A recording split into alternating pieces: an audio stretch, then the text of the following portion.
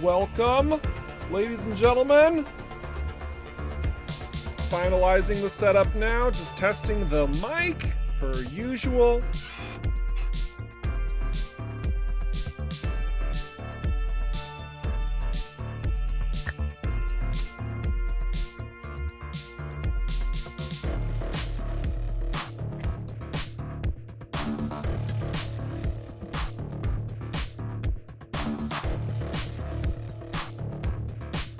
Michael selects probably next week. We have a lot to cover today.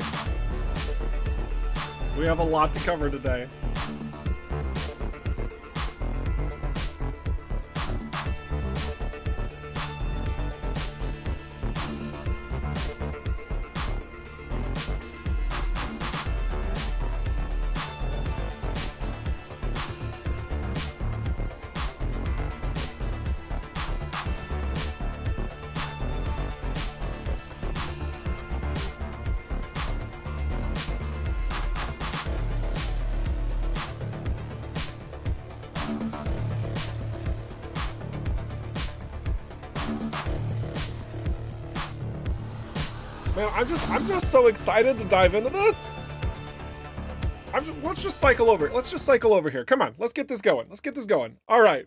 Welcome, ladies and gentlemen, to the official Rockfish Games stream, where I am your host, Eric Schrader, the community ambassador for Rockfish Games and everything related to EVERSPACE 2. I am your servant, I am your guide through this process, so if you guys have any questions at all pertaining to the game space and what I show you, feel free to ask them in the chat. So welcome everybody on Steam, on Twitch, on YouTube. I will be watching your chats accordingly. And we've got a healthy bit to show today. In the Discord, I just dropped the stinger emojis, so you have access to those, and a keen eye may have saw something unusual about this vessel. So we're gonna be cracking this open straight out of the gate. Also, so you guys are aware, I made this disclaimer on the Discord as well, but I know some of you are very, very interested in the game, but don't want any spoilers yet.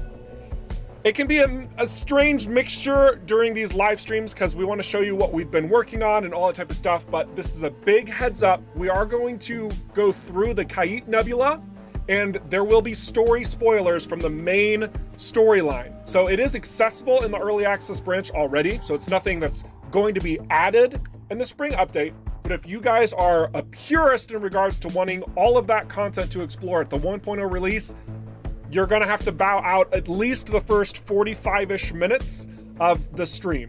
Just a heads up. I love you guys, by the way, who are very much in that state where you don't want things spoiled. So kudos to you. That is your heads up. That being said, we are diving straight into it. Here we go.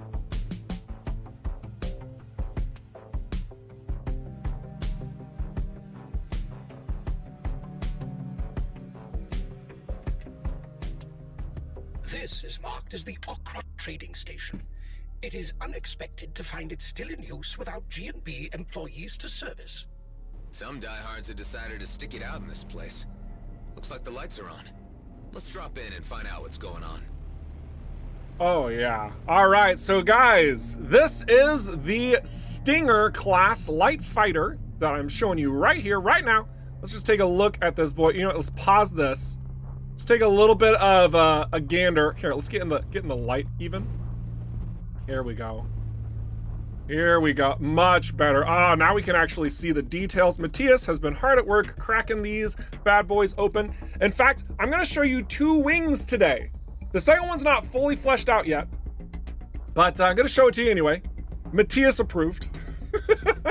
And this is the Stinger. Now, there's a lot to discuss regarding this vessel. Some of you are already like, wait, I thought we were revealing the Rogue. What happened?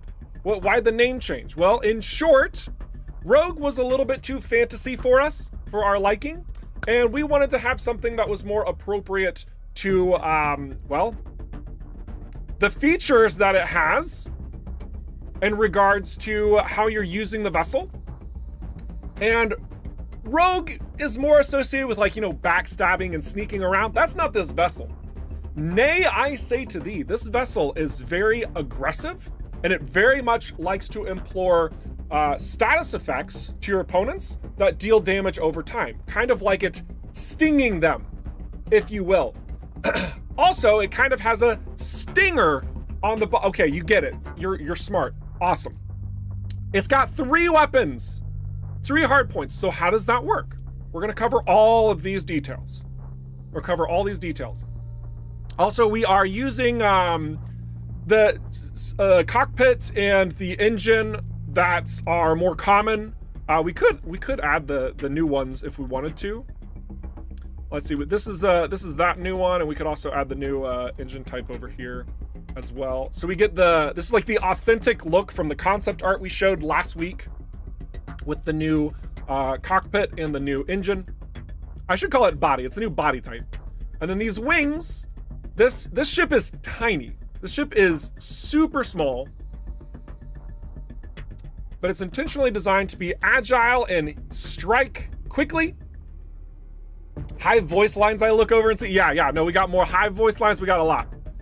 But this is just the first wing type you guys have seen. I am gonna show you a second one a little bit later. So let's talk a little bit about how this thing works. So I'm going to, we're gonna just do this mission chain so we can get into the voice lines a little bit.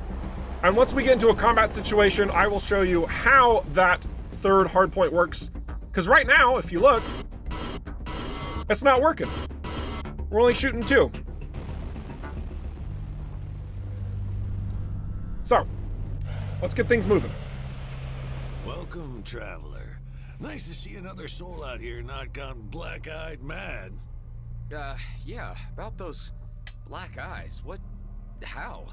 Staring at ancient things too much. What keeps you out here? I like it.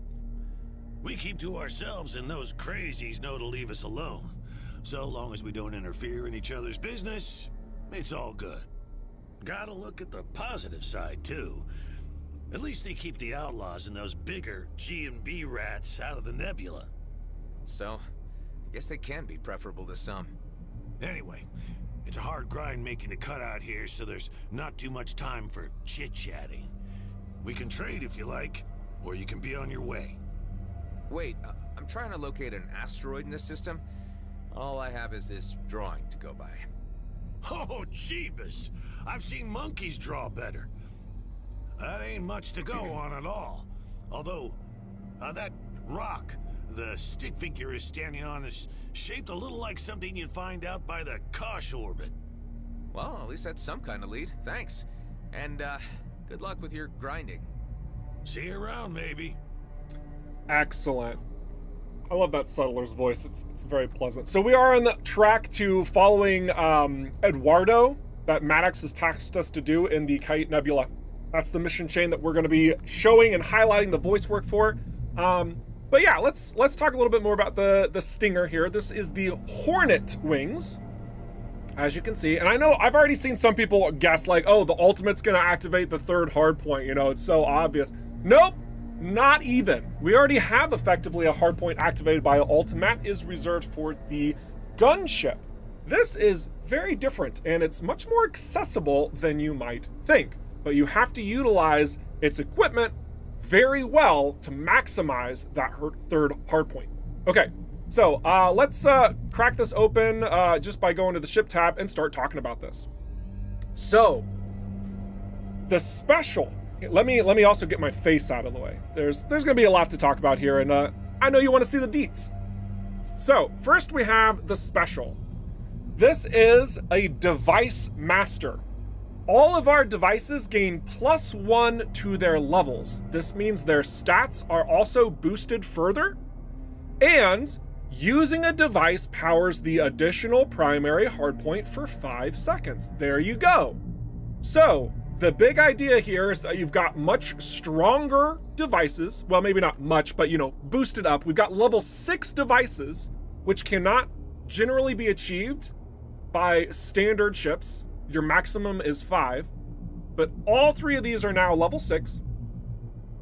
And then to boot, when we activate these, it activates our 3rd hardpoint. So ones that you can affect multiple times. So there is a bug here. I'm just gonna straight up mention that right now. So just ignore that it gives us a few extras. But when we add additional charges to something and we can use something over and over again, that means we get our 3rd hardpoint longer. So I'm gonna just go ahead and use these 3. And that magnetic repulsor is going to be a huge chain for us to keep our 3rd hardpoint up. And in addition to that, the expertise that this weapon, that this ship has, allows the additional hardpoint to last for a longer duration. So the expertise allows you to keep using the hardpoint even for longer. So if you don't want to chain, using devices, you can just max out your expertise and have it last for a very long time. A very long time. Next up is the ultimate itself. This is called Void Swarm. A couple people were guessing what that could possibly mean. I actually referenced this in my little scrolling marquee a couple weeks back, and how outlaws were trying to find a way to utilize a nano swarm. Well, guess what? That was a spoiler for you all, because that's what this is. You are releasing an aggressive swarm of microbots that consume everything. And everything that they consume, they then bring back to you and repair your ship. So it will restore your hull and your armor based on how much damage it does. And let me tell you what, right now, guys, this has not been properly balanced and it is so broken. So we are going to be utilizing that to the extreme. Now, granted, also, you don't have a tremendous number of shields, armor, and hull, as you can see behind me, because this vessel doesn't receive a lot of benefits. It's a light fighter, right? It's a light fighter. So you have to have a nice balance here. The shield only has a 20% bonus. This is a tier 2 ship, mind you. It's a 20% bonus. The armor only gets 10% bonus, and the hull is, it's the hull. It has incredible handling, pretty decent speed, and then the tractor beam range, yeah, of course. So that is the Stinger in a nutshell. I can't go through all the passives at the moment, but I got 2 very similar ones. Both of these also help with using more devices. Both of the passives I got were a 20% reduction to device usage. One's for support, one's for warfare. I promise you the other ones are interesting as well. It's just what we have at the moment. So this is the Stinger. Now let's show it in freaking action. Let's stop talking about it and actually do something with it. They seem like nice enough folk. I'll have to check back in on them sometime to make sure they're all right. Your constant consideration for your fellow man only ever leads to more favors and more tasks. Oh my goodness, yes. All right, let's do this. Oh, 3 laser beams!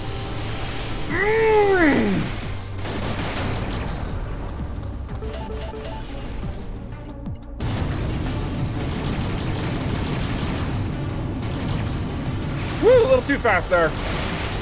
Easy on the gas. Ooh, a blueprint.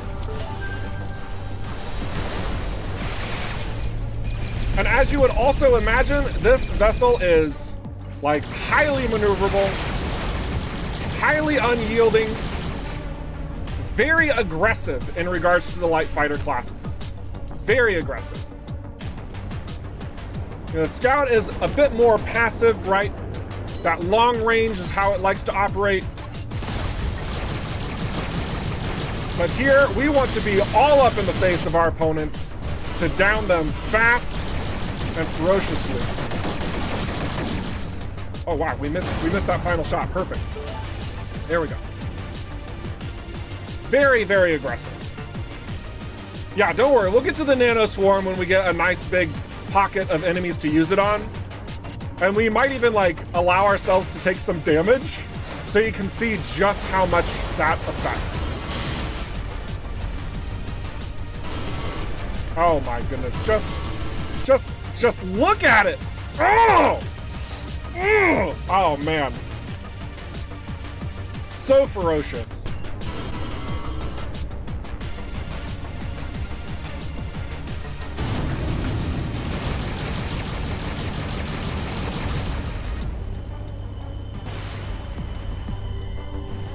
Now, I just randomly selected some weapons. It's fortunate that we got the beam laser because I do think it looks pretty freaking cool from 3 hard points. But of course, all of the weapons across the board benefit from this. And it benefits in a different way from the gunship. So you guys know the gunship's special, or rather the, yeah, it is the special, yeah. It allows it to have 2 additional hard points at all times. So at all times, the gunship is basically doing double damage, but also consuming energy twice as fast. Regarding the Stinger, it does not consume additional energy when that 3rd hardpoint goes. It's simply a 50% increase in damage. Straight up. No worry about energy management whatsoever. It's free energy, it just activates, and it is used in combination with the weapon you are currently utilizing. No stick figure, but this sure looks like a rock near some squiggly lines. Hive, run a scan. I detect several abandoned camps of varying antiquity, but no humanoid life signs. Hey Maddox, you read me? What is it? I'm sorry, Jellies. Are you sure Eduardo would have survived out here on his own? You questioning a fleet marine's ability to weather any environment, son? If he left camp, he had a good reason. He's out there. Just track him. All right, let's see if we can find out what happened to him. These skeletons sure are impressive. Is there anything you can tell me about them, Hive? They belong to a species named Cetacea orthoriensis, commonly referred to as leviathans. They are believed to be extinct. However, a handful of sightings have been reported around gas giants in the Kait Nebula. Man. These sightings have been discredited due to the unreliable veracity of the claims and are regarded as folklore. I didn't realize how much I missed the Hive's voice. This is my pleasure as much as it is for a lot of you guys out there too. All right, let's keep going. I guess the squiggles on Maddox's drawing are supposed to be the skeletons. I'm no art critic, but this needs a lot of imagination. I am detecting an encrypted signal from within their subspace range. It could be from the person you are seeking, but we must locate its transmission point to read it properly. Okay, subspace. And what do we need to do? Simply locate and approach the signal origin. Excellent. All right, so we intentionally flew over here so we could do this fairly quickly. Where are you In at? order to hack into There we the go. entire data package for interpretation, the ship must be alive.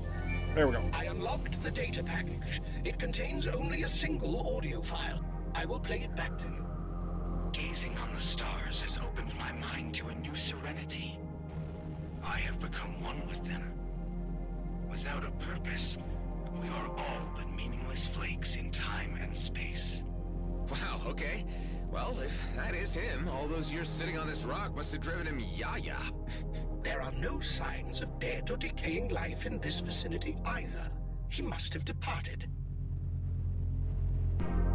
There appears to be another similar signal nearby, although much weaker. Some of the local wildlife is causing electrical interference. Let's take care of that and get to the bottom of this mystery. All right. You read all the oh, I didn't get all the jellyfish stuff. Oh my goodness. I'm sorry, Jellies. I really do love you.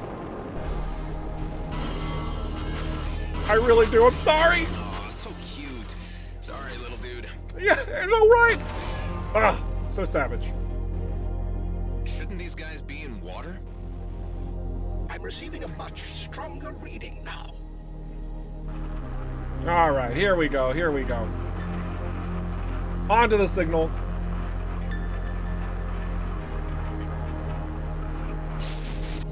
There we go. I have waited and I am patient. troubling sensation that someone is calling me. My protocols demand that I seek out its source.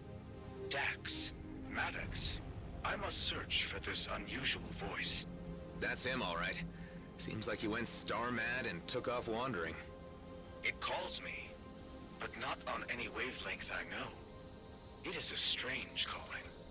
I must venture further to find its source. The only way I can reach it is by jumping over the Athorian fault. Yep, star mad, no doubt. Now the question is, how far did he go? His movements make little sense to me. Yeah, it's a little weird. Let's just follow his trail and see what we pick up. Sounds good. Also, I guess I should collect a little bit of resources here. I think we got a lead on Eduardo. Seems like he went a little nuts and left on a walkabout. He better have a damn good excuse for this. Let me know when you find him.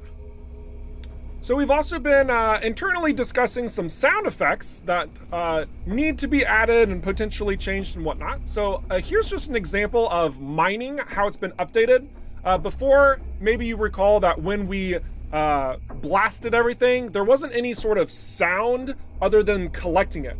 But now you can actually hear the ores, or the crystals in this case, crumble when you blast it and you're close up to it.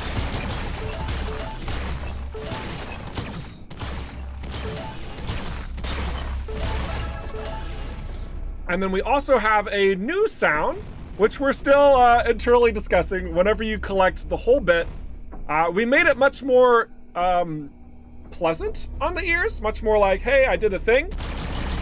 So we'll show that again.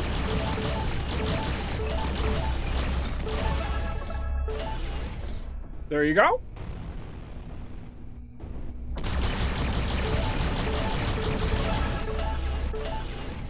Wonderful. So you always get that chime whenever you've completed all of the resource, or rather 80% of it, because then the rest of it's just like, okay, yep, sure, we're going to the ship.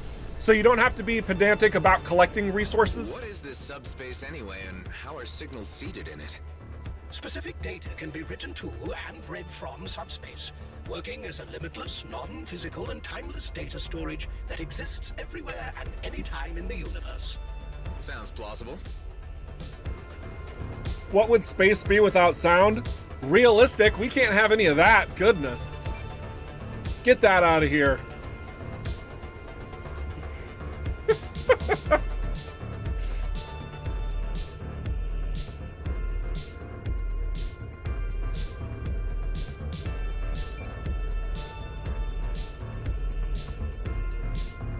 Gamil, just letting you know, I'm not sure if we're 100% locked in place on the sound at this time. It's still something that's being discussed internally. That's going to happen with a lot of different things. I'm just being incredibly open about this one since we were even talking about it earlier today. So it might end up changing again. It might not. It might just get tweaked. It's hard to say.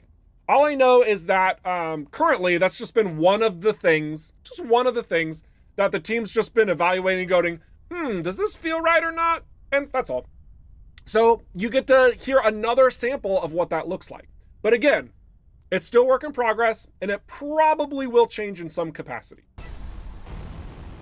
Anything yet, Hive? I detect the faintest inkling of a signal. Aww.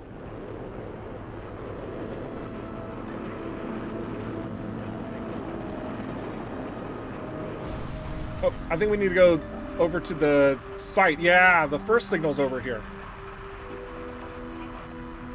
I think, yes, it is.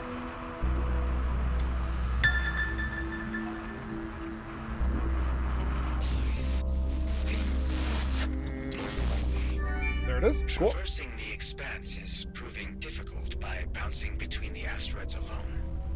I have eliminated the local flora and fauna as the source of the call, and now must fashion a means to move myself closer to the source. Okay, so he seems determined to find something. Another signal. Good. I was starting to worry we'd lost the trail. Excellent. I also want to point out, Marco, if you're watching this live or if you're just rewatching it, we got a question over on YouTube from Oliver that says void swarm mining. Just wanted to point that out. You predicted it. I think that's hilarious. But in short, everybody, ultimates are not meant for mining. If you're using your ults for mining, you're doing it wrong. Just... I love the creativity in the mindset, but no, that's not how we're designing the game. Just making sure you guys are all aware. All right. Oh, hello there. Let's try that again. Dax. Beautiful. Maddox, the call is becoming clearer. I am on the right track. Its algorithms are a thing of beauty. I must find its source and unlock its true meaning. What was he picking up that we aren't? I sure hope he didn't walk himself into a trap. What if it was one of these megafauna luring prey? Impossible to conjecture until we reach the end of this path. Wonderful. All right. I can't remember where the third signal is. Tell me where it is. That you are as fascinated by this mystery as I am.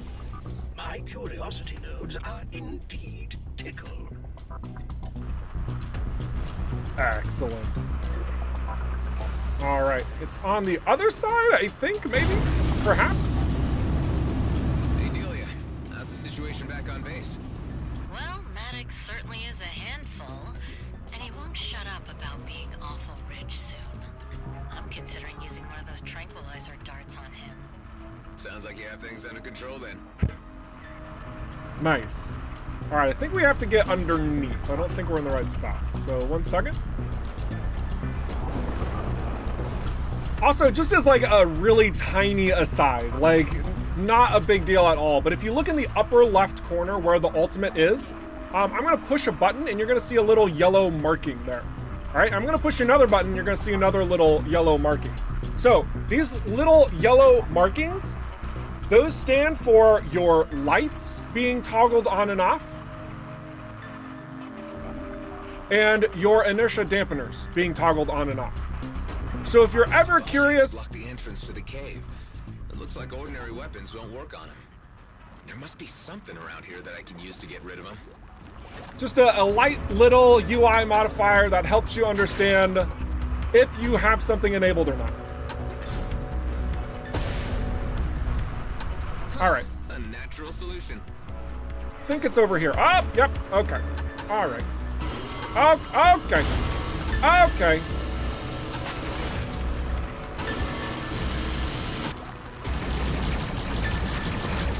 Thank you, Crane. All right.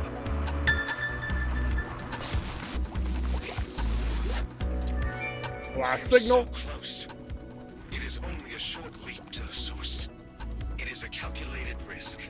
Although I believe my trajectory can bring me closer by way of Shabar Tower, if my velocity remains consistent and the gravitational pull taken into account.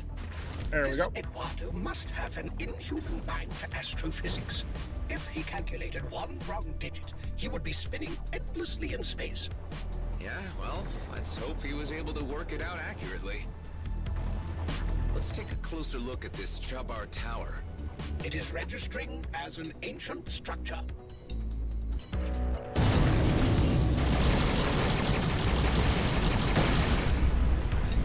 Let's get some more combat in here.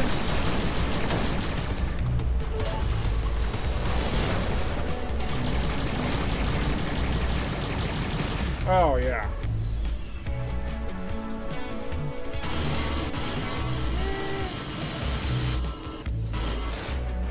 Oh, we missed it.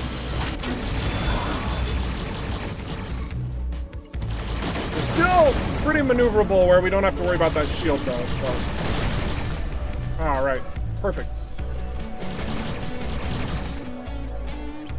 And on to our next destination.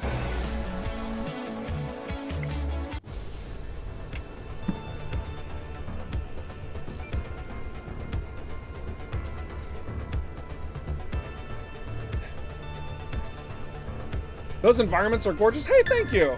Yeah, no, we have been taking a lot of extra time to ensure our environments are designed in intricate ways, especially Drake. Whew. But yeah, We're happy with how Kite Nebula turned out. Anything, Hive? I detect nothing of Eduardo, nor a following message from him. Although I am experiencing a high level of interference from the adjacent structure. That might be the problem. Let's go in and see if we can silence it.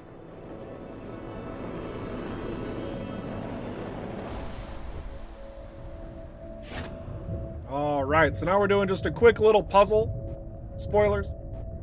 You have to line things up. Oh my gosh.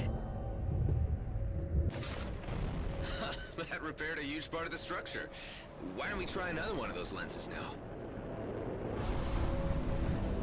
If they add mod support, you can do alt mining. I suppose that's true. If that's the priority of modders, then you know, Maddox, shame on still me. haven't found Eduardo, but I'm certain I'm closing in. You better pick up some speed, boy. You have no idea how time-sensitive this whole thing is.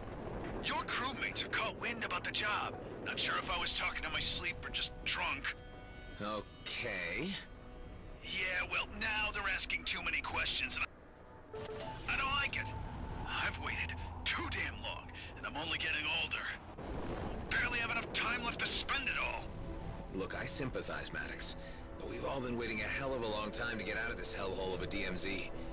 And if what you say about the job is true, there's enough wealth to spread around. Payday is coming. Just get Eduardo. There we go.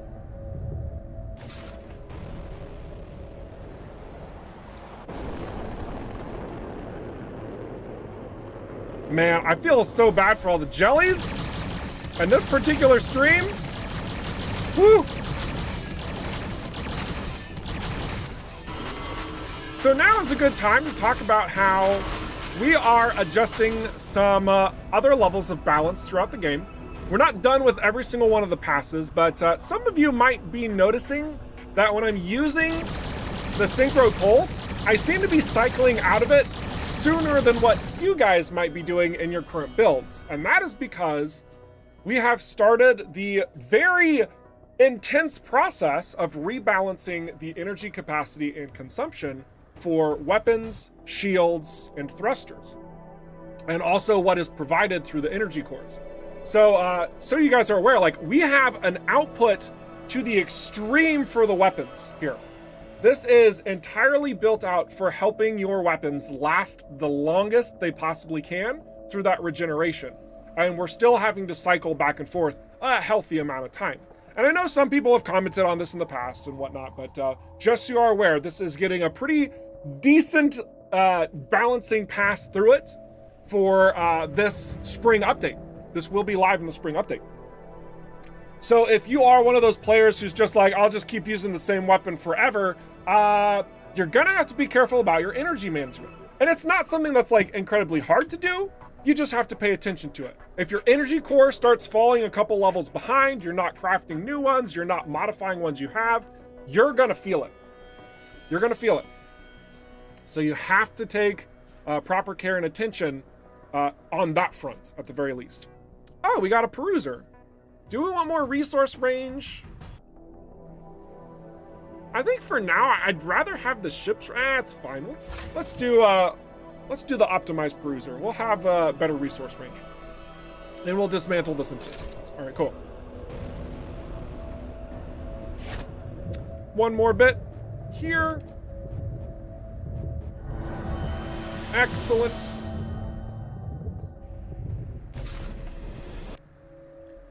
Gumiel says, good. Energy does seem a bit abundant in general in the current public build. Yeah, it is. It is. Yeah. I detect a multitude of ancient entities being released. At the calculated rate of travel, they will spread throughout the entire cluster. Oh, scrap. I just opened Pandora's box. One of the wardens appears to be honing in on you. I suppose All right. I shouldn't expect gratitude for setting them free.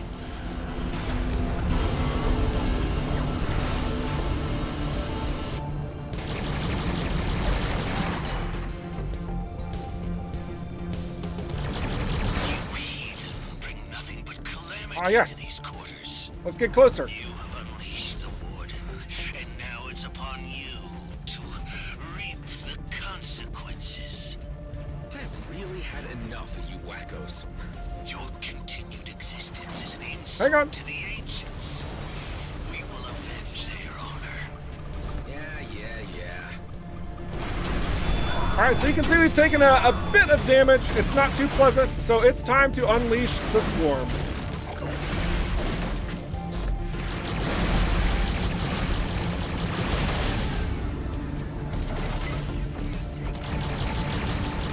This is getting ridiculous. Oh yeah, delicious. Could really use that life back. Woo! And now you see a huge boon to our armor.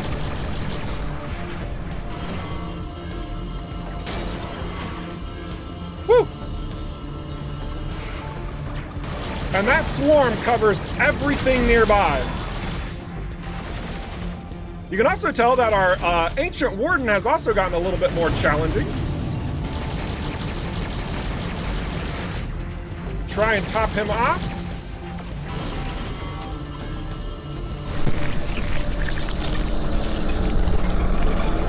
Warden has been defeated. Excellent. Those Redeemers need to understand that the Wardens are not divine beings, but vicious spooks. Now I have a clear reading of Eduardo's message.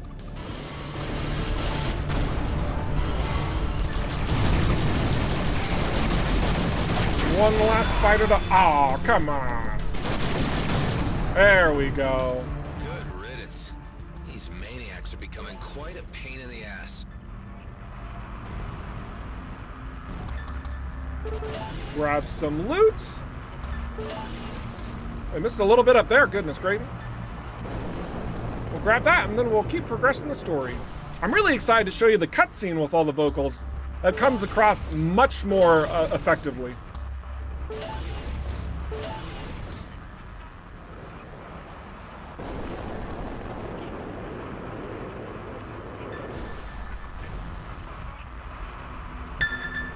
There we are.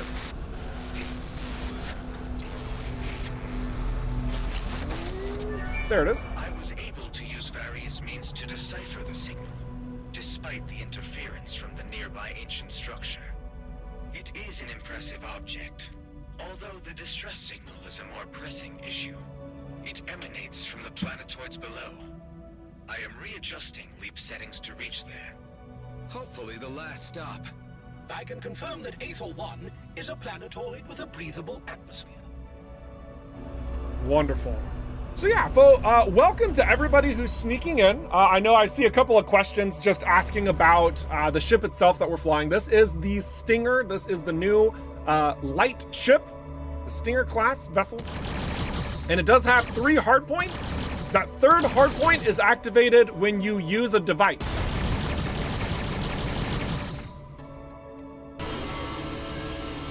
And it goes away after a short time. So the more devices you keep using, the longer it can be used. Also, if you're looking at the devices right now, there is a bug in the current dev build. It's going to be rectified, but basically we could make it to where you have endless uses for certain devices. Sorry, that's not intended. But otherwise, the expertise of this vessel is also really important. That additional hardpoint can be expanded in its usage the more expertise you have. I don't have a crazy amount of expertise, but it's a pretty good amount for where we're at with this level. And we're adding 52% to it. And because it lasts for 5 seconds, that means it lasts now for approximately 7.5 seconds long until it inevitably turns off. And once again, I also want to mention this third hardpoint does not consume any energy whatsoever. It is an added hardpoint to the weapon you are already using. So your weapon's going to use the exact same amount of energy when it's consuming, but its damage is effectively increased by 50% and has that incredibly cool addition of a third hardpoint. All right, let's keep going.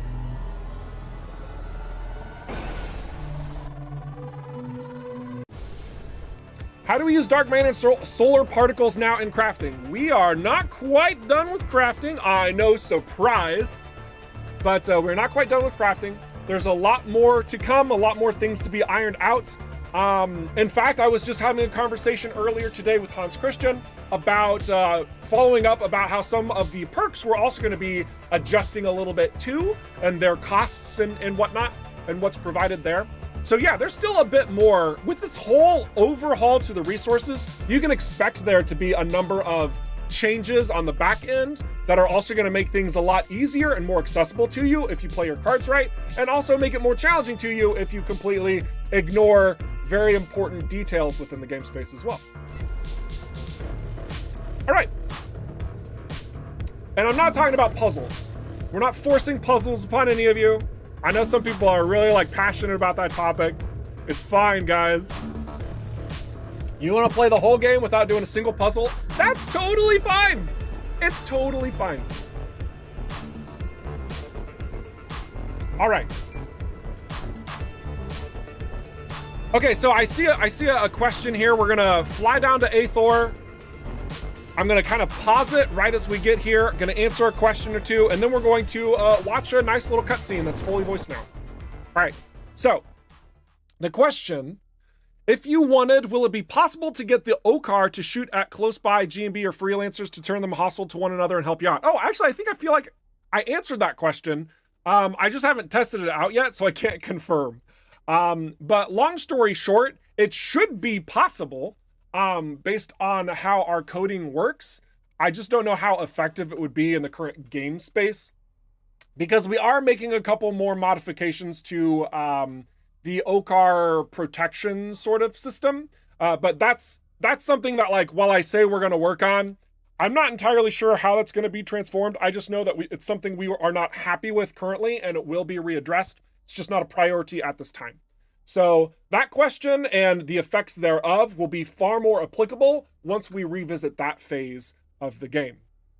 So I'm glad you're asking. The answer should be yes, but I don't have specific confirmation at this time. So in the future, we'll revisit that. All right, maybe like one more question, and then we're going to watch this cool cutscene. Stunned at how you guys keep coming up with new cool ideas like that third hardpoint. We're really happy with how it turned out. We had a lot of internal struggles with capitalizing on like 4 hardpoints for the gunship even, and then the third hardpoint is like, well, how do we mix this up and put it all together? But no, we're pretty happy with the results thus far. So thank you. We're happy that you guys are enjoying it as well. Good stuff.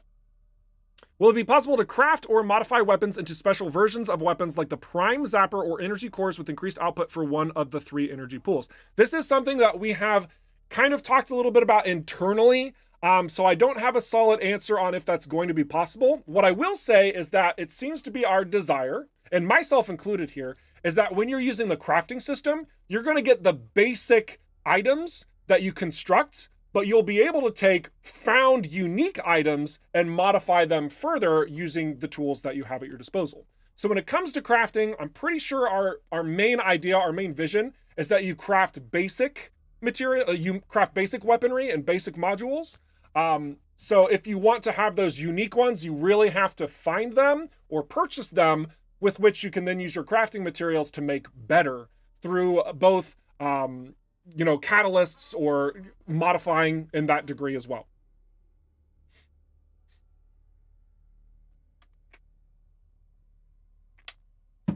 And then one more, any updates on pre-release on consoles, and will consoles support keyboards and mouse?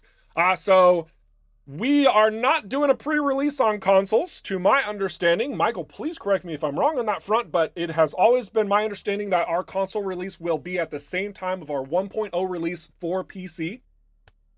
And for keyboards and mouse on consoles, no, that is not something that we are supporting. And it's just because we want to focus on that controller support. Man, let me tell you what, it gets pretty crazy in the realm of controller supports in general. It sounds like it's such an easy ask because it's like, oh, you use mouse and keyboard on the PC. It should be super easy bringing it over to, a PlayStation or Xbox. Unfortunately, that's not the case. I wish it was. I wish it could just be a button we push and it magically happens. But it's a lot more work than what we would really desire it to be.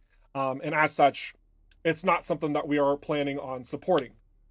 But still, most console players are playing with controllers, and it is still very optimal to be utilizing controllers on consoles.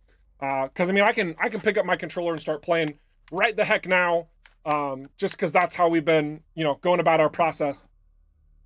But yeah, just making sure it's super clear. The plan is 1.0 release with consoles, and then it's going to be controller support specifically on consoles. PC will have mouse, keyboard, HOTAS, HOSAS. It'll also have track IR support. Yeah, lots of different territories on that front. Tiberius says Donkey Kongas have a powerful cable, therefore they should work fine on a PlayStation 5, right? Bro, if you guys want to get super crazy with that type of stuff, all I'm going to say is record it and send it to us, because that's interesting and fun for you. But we're not going to make support. We're not going to do the full line of support for the wonkiest of controllers. And I also want to bring this home one more time, because Michael is responding. I just want to firmly plant this in place. One more time, Michael states no early access on consoles. So it is slated for at least the 1.0 release. It's just too much work to port an unfinished game and maintain it until completion, which would inevitably delay all platforms and even mean we would have to cut content and or features. Nobody wants that. And this is also not only Michael's words, but also speaking from experience and having worked on EVERSPACE 1, very applicable here. The console support through EVERSPACE 1 definitely got wrapped around in our elements, and we just learning from that experience and how we want to approach EVERSPACE 2, it's going to be at the least the 1.0 release when consoles enter the playing field, and all that front as well. Okay. So that was a lot. I want to get into some really cool stuff, so let's get back in this. I detect a humanoid life form on the planetoid below. Great, finally. Maddox, we reckon we tracked down Eduardo. Ah, now that is good news. Took you long enough. The freighter's almost done, but I'll take the maintenance ship and come to you. You sit tight.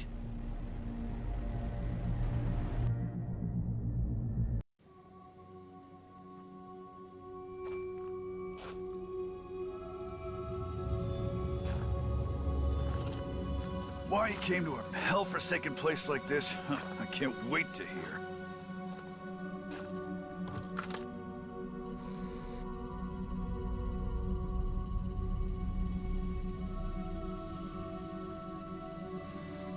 We're being observed. The hell is that?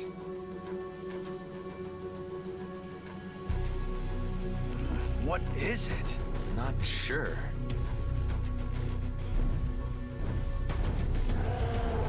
Holy scrap!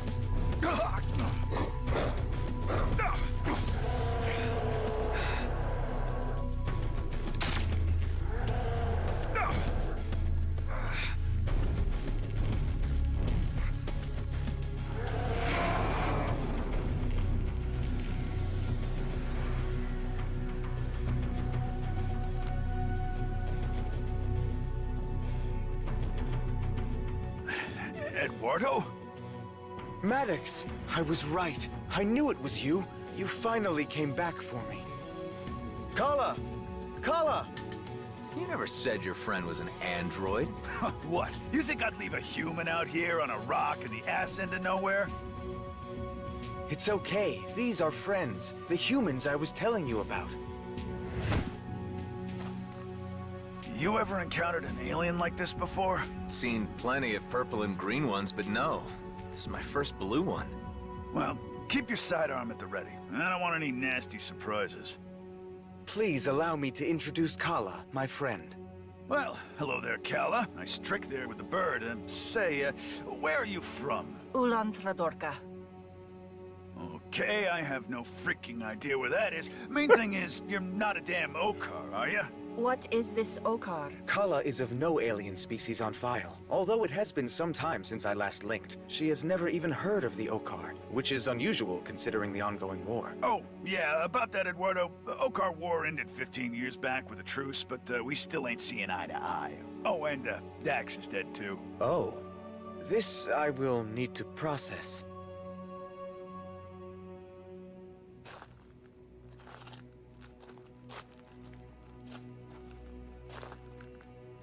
I must admit, I was beginning to consider the chances of seeing you again as very slim. Of course I was coming back for you, buddy, but I didn't think you would get so antsy and just jump asteroid like that. Don't you have an inbuilt gaming routine to keep yourself occupied? I was brought out of sleep mode by a local distress signal. The signal was, however, one I could not interpret and matched nothing in my databases. I simply had to decipher it. Ha! It awoke the cryptographer in you. Precisely. I had to jump several asteroids to triangulate the source of the signal. I had been transmitting for help. I was here for some time. Glad to hear it, but you'll have to say your goodbyes, Eduardo. We don't have room for hitchhikers where we're headed. But... Well, Khala, it has been lovely meeting you. Whatever you are, but we're here just for my pal Eduardo, and we are in a bit of a hurry, so we'll leave you and be on our way. I'm afraid you misunderstand, Maddox. Khala and I have become quite close in our time together. Well, that's not my problem. Okay, enough chit-chat. Gather your things and let's get going, Eduardo. We got work to do. Two of us or none. I don't think so, little lady. What the hell is wrong with you? You can't just leave her here. You want to bring an unknown alien species onto the base? It could be diseased for all we know. It could compromise the whole operation. I can assure you, she carries no dangerous... She tried to kill us. We were strangers with guns. Would you have done any different? Damn it, Adam. How many more friendlies are you gonna drag into this? This is my score. I've waited too long for it to come around. You're only here because Dex is dead. I'm done sharing it. I need only to return to my home. We're not leaving her here to die, Maddox. Your choice, your responsibility. Khala, it's okay. We'll help you find your way home.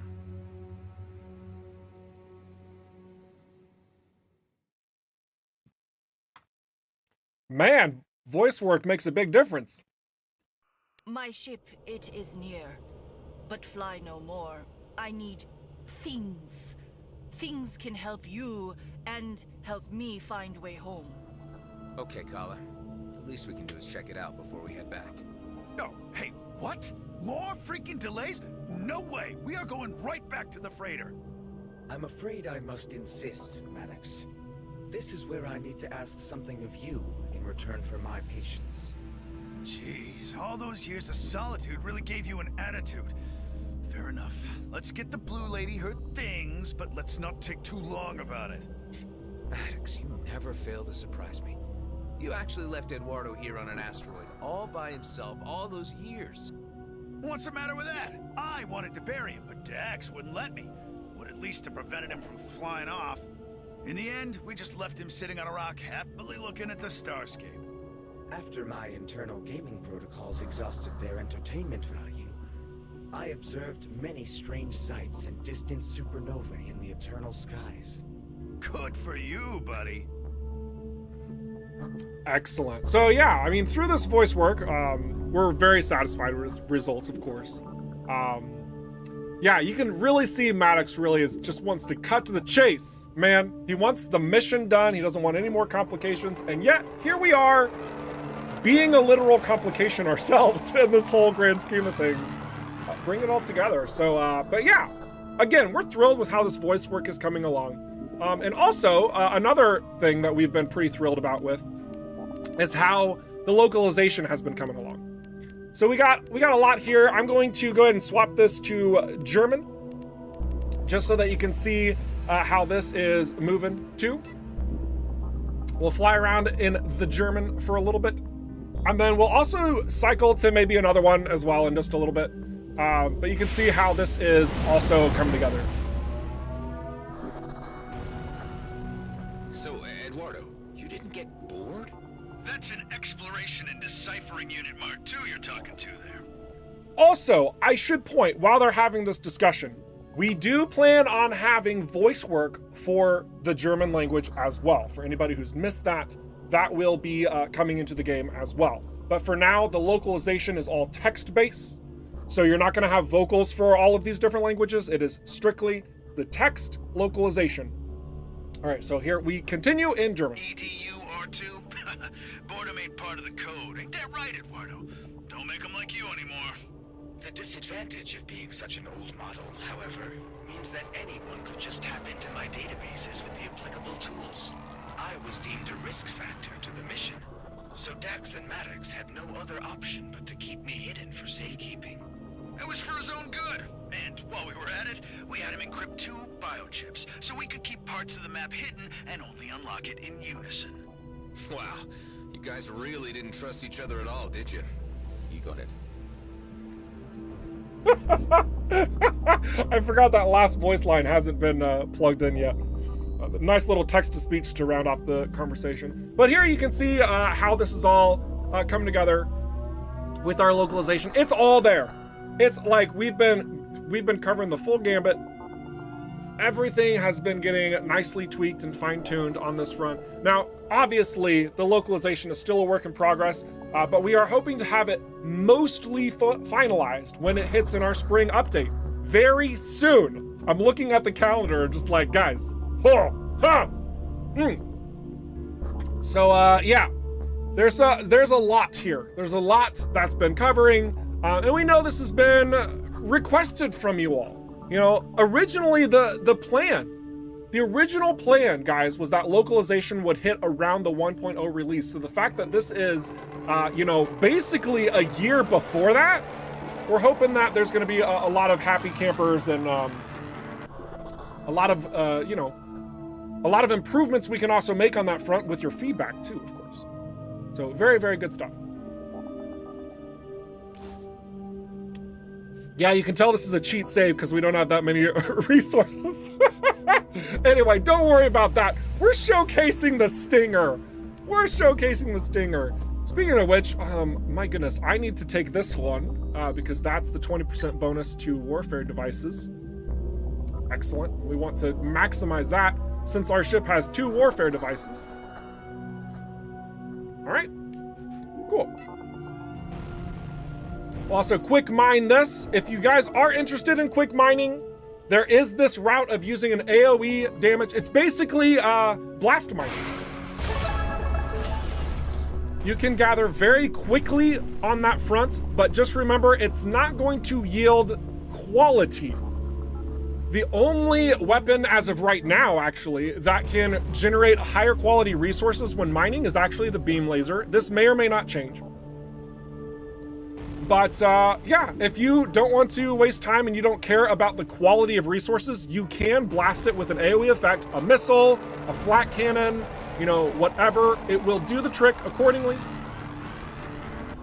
And speaking of resources, man, this place is rich. Lots of baromite.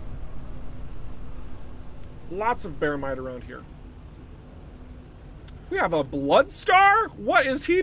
That seems strange. Let's go inspect this.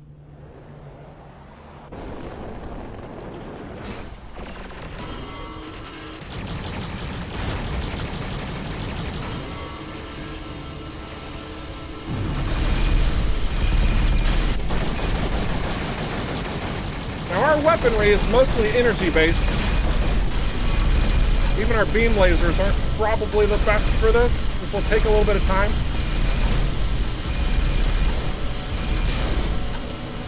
Up.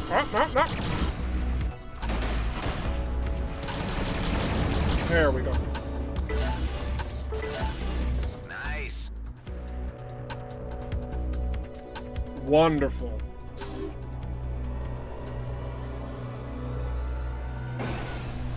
So yeah, all coming together. Poor baromite. Oh my gosh. Actually, we need to go back to, yeah. We go back to the tower. I think that this is a pretty great addition. This is just for kicks and giggles, honestly, but I think you guys will enjoy this. All right, so there was a question that was asked right before we started the cutscene, and I don't want to avoid it. Let me just answer that really quick from Fred Speckvet, I believe. Is that where it came from? I'm scrolling around trying to find it now. Just want to make sure it's... Oh, Michael answered it directly. Perfect. That's wonderful. That's wonderful. So I just want to repeat this for everybody over on YouTube as well. The question is, are there any plans to make the game more lively apart from the questing areas like secrets to discover, alien races, or something like that? Maybe stuff to do off the beaten path, artifacts to find or something? The long story short is going to be probably not to what your vision is of what that looks like. Because we do already have jobs that you can tackle if you're looking for more, especially if you're looking for credits or specific resources that you can't mine. You can always go that particular route. And also there will be rewards through the job system as well, which hasn't been fully fleshed out just yet. But yeah, otherwise, we're actually very happy in regarding the map and how many different secrets there currently are in the live build you guys have access to, and how many more there will be once we iron out the rest of the Drake system and beyond. So there's lots of opportunities, lots of challenges, lots of things to do. If you're looking to like 100% this game, in the current format, I think it takes around 40 hours to collect everything, and that's also with the knowledge of kind of knowing where it's all at. That's a long time for an incomplete game. That's a long time for an incomplete game. And if you're looking at just having fun in an in-game state and just like trying different builds and going crazy, that number is going to look very different. That can go from 40 to 400, and it can go to 4,000 very quickly based on the type of player you are. It's not going to be for everyone. I'm not saying everyone's going to get 4,000 hours, goodness, but there's going to be that opportunity, especially when we get to the ancient rifts, which we'll be talking about in the fall of this year. All right. Lots of information dropped there.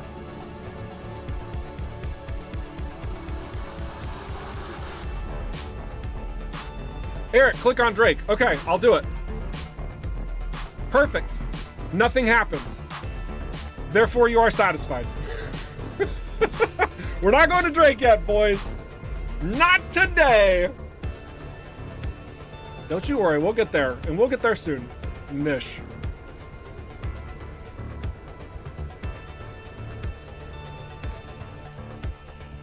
All right, let's change the language one more time. So let's see. Going back over here, let's try Japanese. Excellent. Oh, beautiful. Man. I don't know about you guys. I love the ligatures of the Japanese language. Absolutely beautiful.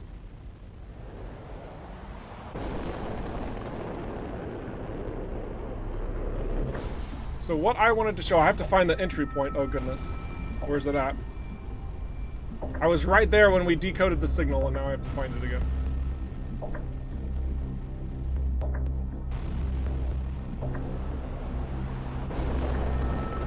Oh, there it is. I see it. All right, let's go inside. Very, like, it's the exact same as like EVERSPACE 1. For anybody who's like, oh my gosh, it's obviously it's also been upgraded. We got a bit more going on, but anyway, here, let's open this bad boy up. It's different. Oh my gosh, the first time I did this, it was full of baramite, and I wanted to show that, but instead we got some Insidium here. But you can find these resources, you can find them everywhere. Nice resources are found in containers just randomly. Otherwise, if you guys do recall one of the last times we spoke, it's not in this save file. I have to jump over to a different save. Actually, let's do that. Here, I'm going to change this over to English now. So you just giving you guys an idea of like how everything's coming together. But let's go ahead and jump over to our official stream save. It was actually borked. I had Hans Christian adjust it for me right before the stream. But I wanted to show you a couple more things as well. So first thing, we are in the home base. Oh, we need to go get ourselves a striker, or a striker. Goodness gravy, a stinger. So let's do that real quick. Because this is the stinger stream. We're showcasing the stinger, and I want to show new wings on it as well. The other wings are not quite done, but I'm just gonna show it anyway.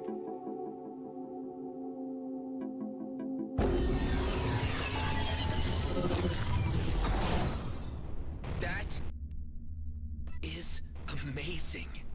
So far as a recently evolved primate mind can experience it, I suppose. Excellent. All right, we're just gonna jump on over here. I hope there's a stinger in here. There should be.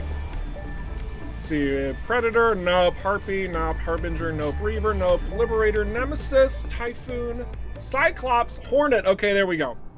All right, so we did find a Hornet. We're gonna just go ahead and purchase it.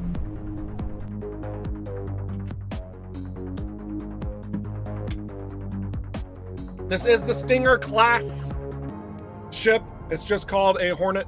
It says Rogue right there. That's kind of funny. I think that's an effect of us changing localization around. But yeah, it's not called a Rogue anymore. It's called a Stinger. Oh my gosh, that's great.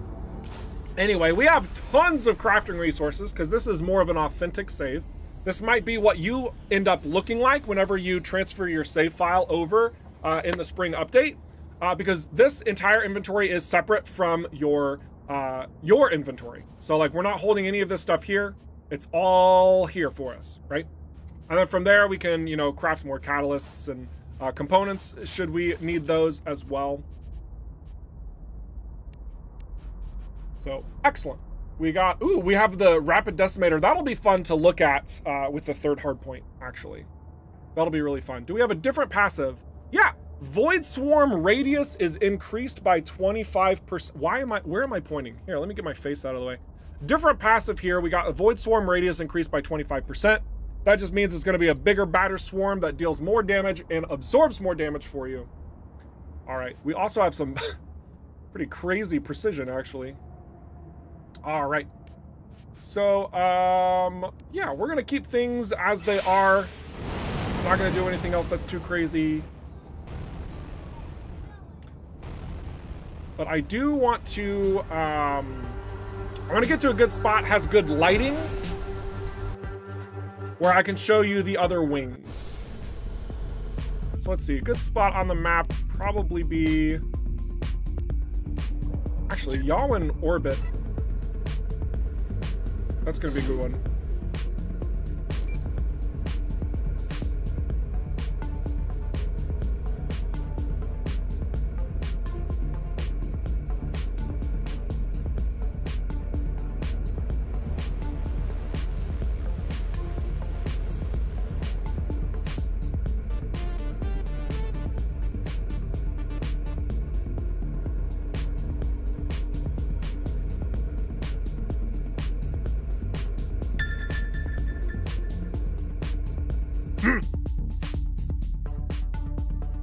All right, let's check out these wing types. So we are gonna we're gonna pause, boop, and this is good enough. This is good enough. So we might also have to change the colors so you see how those look. So this is a tier 2. These are tier 2 wings. So we can quickly look at the tier 1 wings right now. So they're just a little bit smaller, boys. I don't think these are completely final. I think there's still a little bit more tweaking on these, so you are all aware. Maybe these ones are actually done. I can't remember which one Matthias said are still getting a little bit more work. Anyway, there's still a lot more work overall, though, because there's going to be 4 sets of wings for every single ship class, right? And then there's 9 bodies, 9 engines. Oh my gosh, it's absurd. Absurd how much work's coming along. So this is the tier 1 wing set, just a little bit smaller, and then it gets upgraded to this. Yep. The logo for whatever you're choosing on your ship would appear right there. The text would appear directly on the wings here. All right, and so, okay. I know a lot of you guys are waiting for like, okay, the one we haven't seen yet. Here it is. Here's the other one. And this one is still getting more detail work added to it. So this is the other set of wings. This might also look a little familiar to you guys. This might actually look a little familiar. And I wanna change this ship ever so slightly to see if anybody else notices. And the familiarity that this has. Anybody, does anybody recognize it? The Rex, Spoot Knight called it. Yep, the Rex. This right here, the longer body and these wings, this has actually been one of the Rex you find in the game for quite some time. The wreck of this ship has been present, but the actual ship itself has only just come into existence. How crazy is that? How crazy is that? But yeah, so this is the second wing type that can generate as well. And there's also a tier 1 model. Again, these are both still under work. I think it has to do with emissive lights and stuff like that. But you can see very much has its own theme apart from the Scout and the Vanguard, the other two lightweight classes. But it gets a nice big old update. Boom. And then again, the other wings. It's going from this cute little engine to double engines. And more details to come from there. Even more to come from there. So Matthias has been doing some really fine work on that front. I love the way that he plays around with these, honestly. And remember, he also has to keep in mind how they have to work with every single different body type, every single engine type. There's a lot that comes into play for these guys. So every time he introduces a new wing type, I don't know about you guys, I'm quite mind blown when it comes to this type of stuff. I'm sure a lot of you guys are just like, oh yeah, it's a video game, do work, I don't know, whatever. But big kudos to Matthias out there. Sincerely. He's been making the player ships look and feel quite awesome. Look and feel quite awesome. Here, let's fly with these not entirely finished wings for a while. We'll do that. And oh yeah, we want to go color the things. Let's go color them up. Find a base, get some color.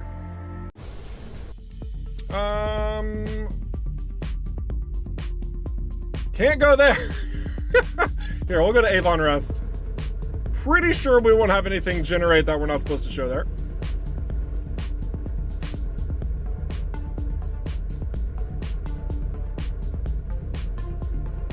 You like the pod racer style ones? Oh, okay. All right. Wasn't there only one pod racer that actually had everything connected together? I can't remember which pod racer it was, because why would I remember such an obscure detail like that?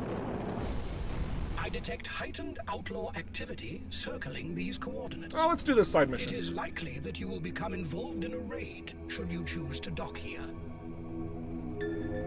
Excellent. So let's do this battle. Hey, how did you find us? I have almost 24 markers on my map. This was one of them. Scrap. This is bad. Uma, the distractors are offline. I'm gonna skip this dialogue. I hope you guys don't mind, because I just wanted to talk a little bit more about this wing type. This is called the Wasp wing. The Wasp wing. So we had the Hornet, now we have the Wasp. You're probably seeing a theme and why the name of the ship is the Stinger. Just a hunch.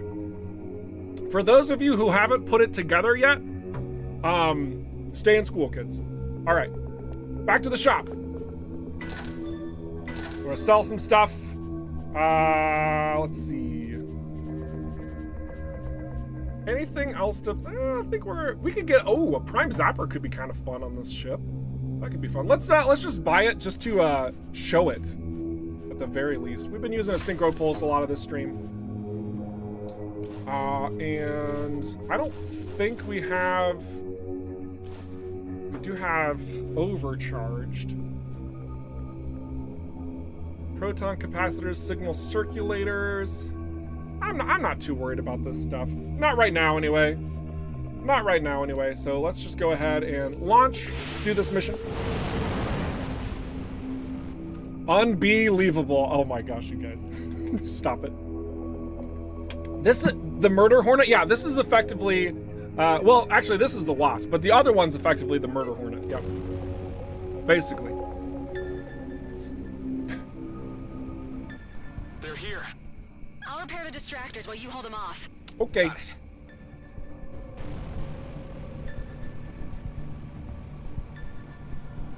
Maybe we'll finally complete our outlaw hunt.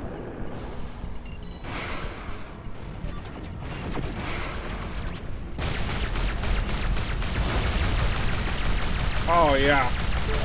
Doesn't that feel nice? Just that light damage increase.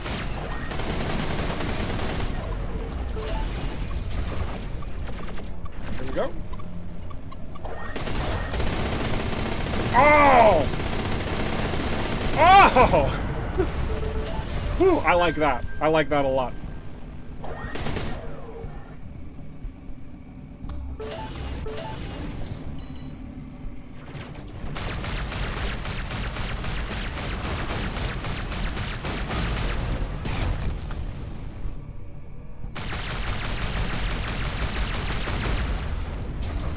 Just a nice compliment. Follow me. All right, get this drone out of the way.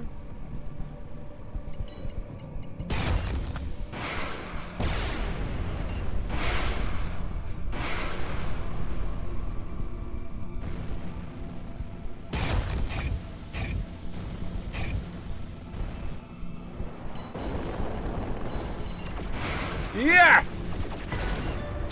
Challenge completed. We can take that off the screen.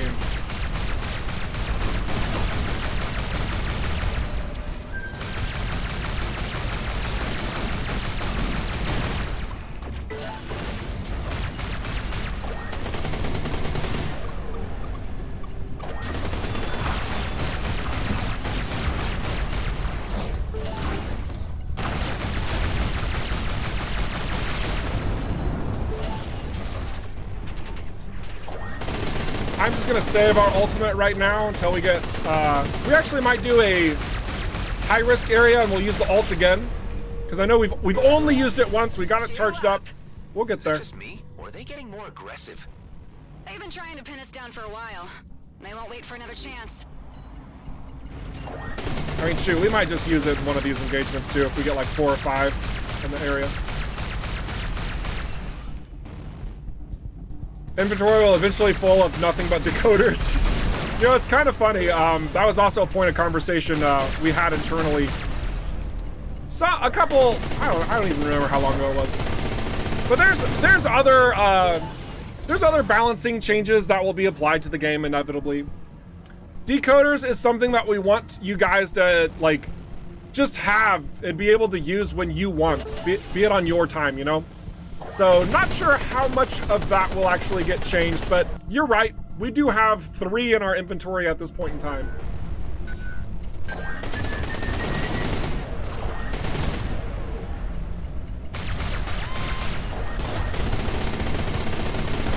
Man. Ooh, a ship color. Done. Scrap. One last wave incoming. They're trying to get at All right, here we go. Let's use the ultimate here. This will be fun.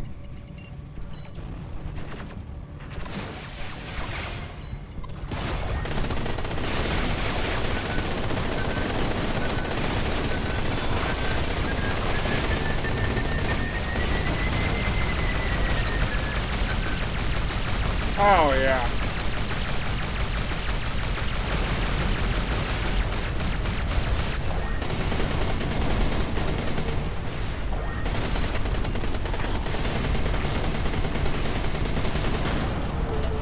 Two blueprints. Wow, nice.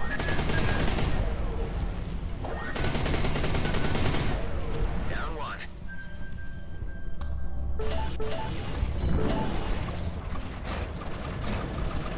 More? All right.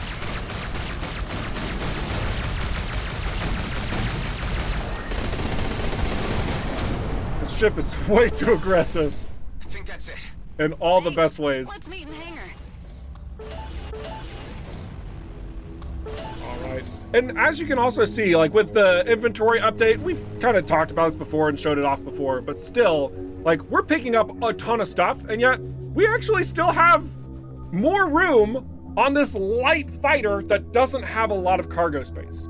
The big thing now is that everything in your cargo is going to be full with, oh shoot, gosh dang it. It's going to be full of stuff that you can't show to live stream yet.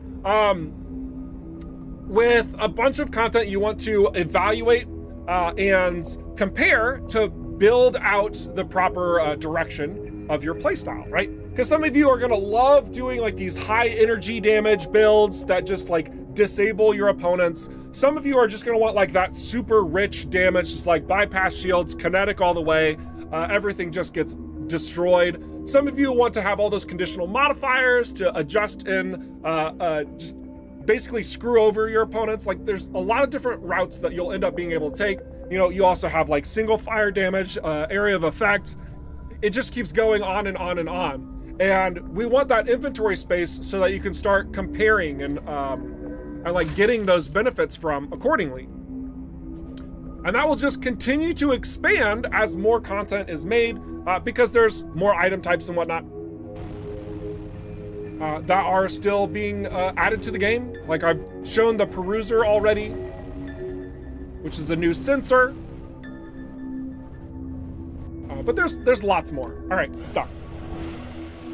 He saved our derrieres out there. Pay him well, Tico. He deserved it. Here, does this account for your trouble? It's more than enough. If there is anything else we can do, we gave your ship clearance to bypass the distractors. Feel free to come back anytime. Excellent.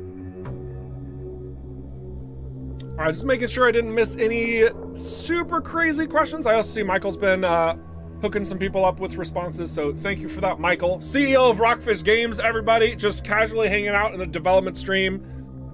Very, very big thanks for that. Answering those questions, so you know it's exactly the information that we have to share. The man with the vision himself. All right. Let's see if I missed anything else.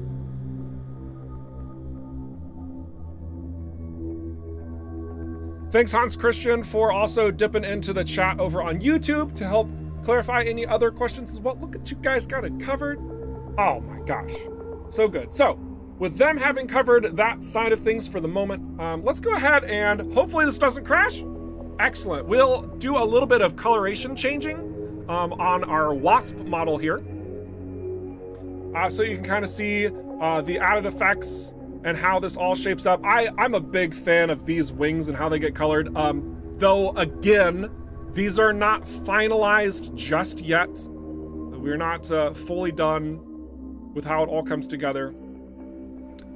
But you can see how the light, like the yellow lights on these wings, is paired right up next to the green. You also have the yellow on the cockpit. I love this cockpit model, honestly. I love the way that it looks. Here's just like a dark variant, which we got the purple lights.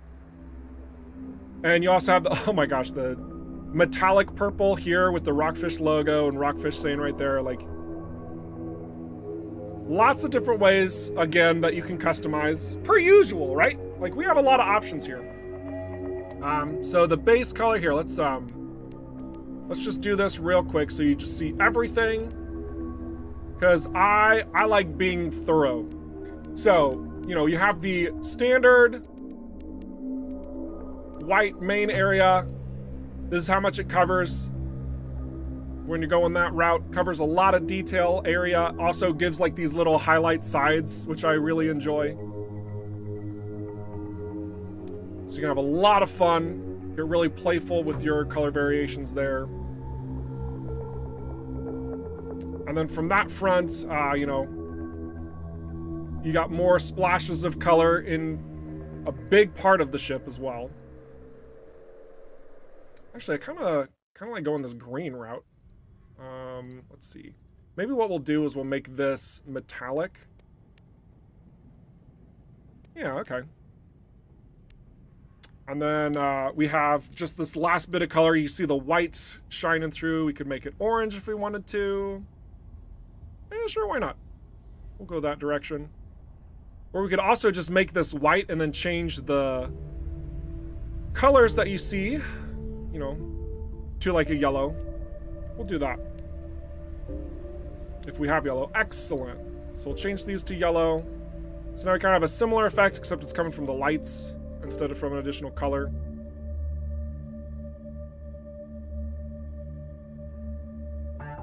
I'm gonna be incredibly basic, and instead of looking out a way to like do anything super clever here, we're just gonna do that just so you can see. So lots of different ways to customize, of course.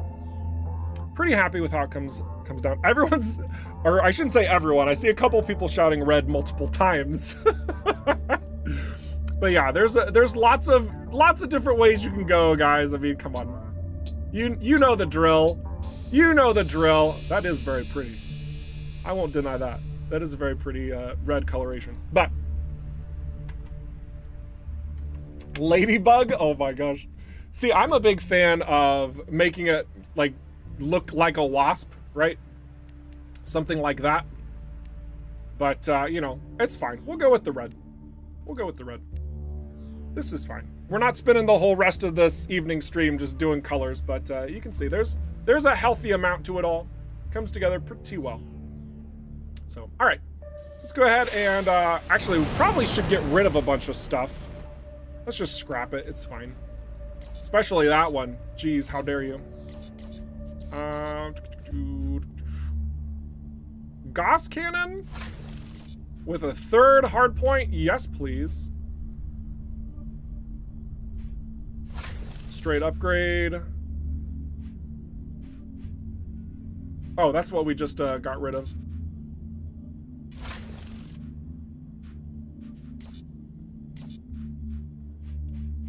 We should probably dock and put that on instead because it's just a little bit better. Yep.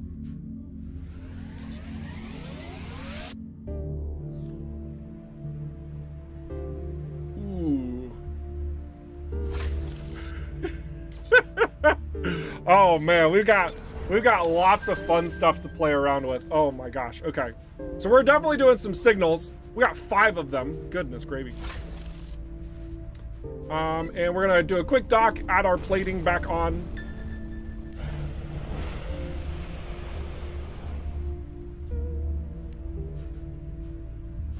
Get rid of this one. Nice. We'll also sell this mining equipment. And we'll hang on to the repeater because I just really like it. We are getting our Bloodstar bonus, right? Yeah. Oh my goodness. Yeah, we got 4 out of 3 Bloodstar items equipped.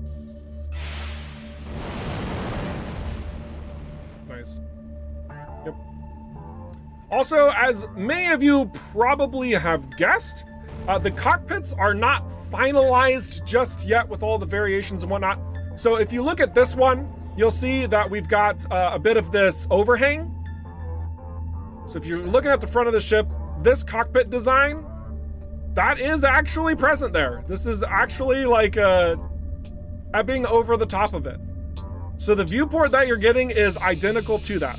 There could be some tweaks and modifications to make this look a little bit more cohesive.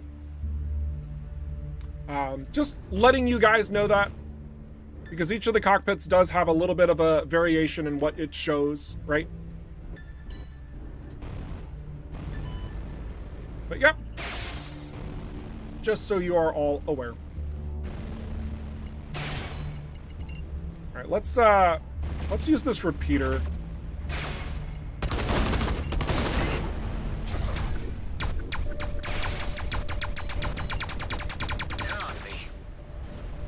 All right, here we go. This should be fun. That was an elite, guys. That it might have been hard to see there, but he actually used an armor boost right before he died, and we still took him out that fast. That was fun. That was very fun. All right, okay, all right. Let's do a signal, and let's go do it.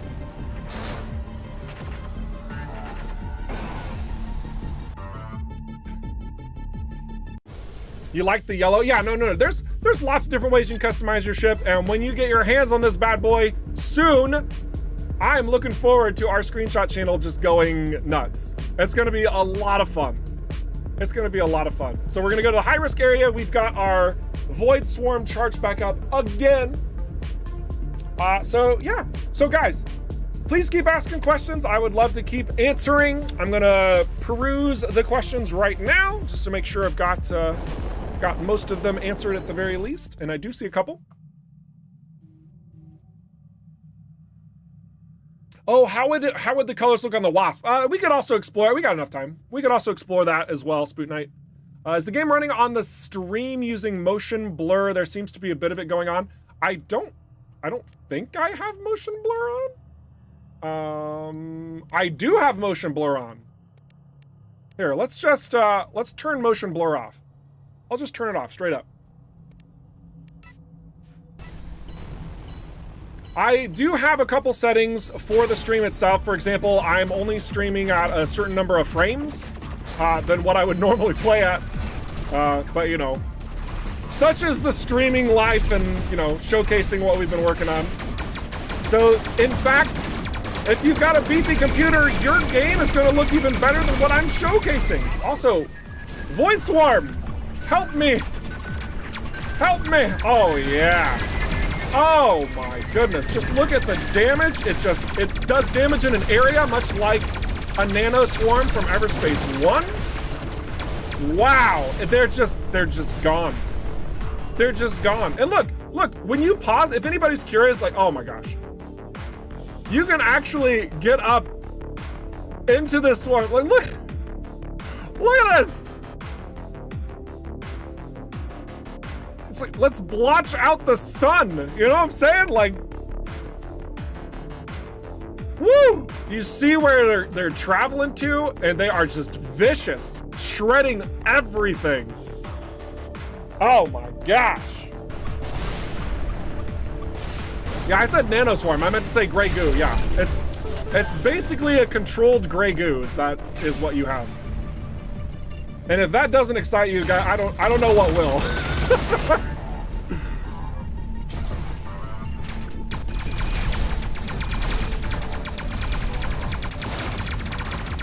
Oh my gosh! 3 hard points on that. It's wonderful. Now we just need to be in range.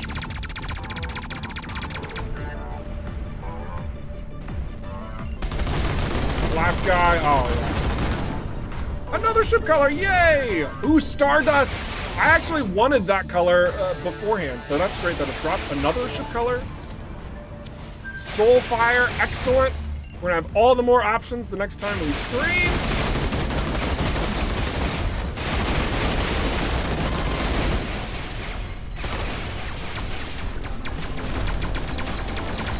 Yes! Oh my gosh, that damage output!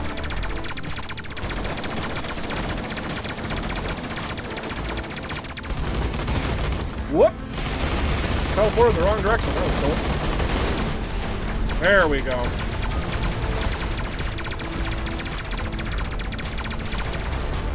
Yeah, I like this ship. Don't know if you guys can tell.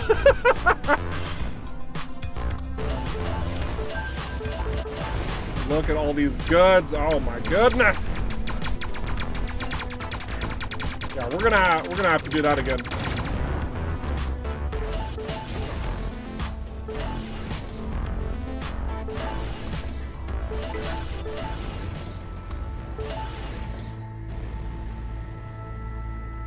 All right.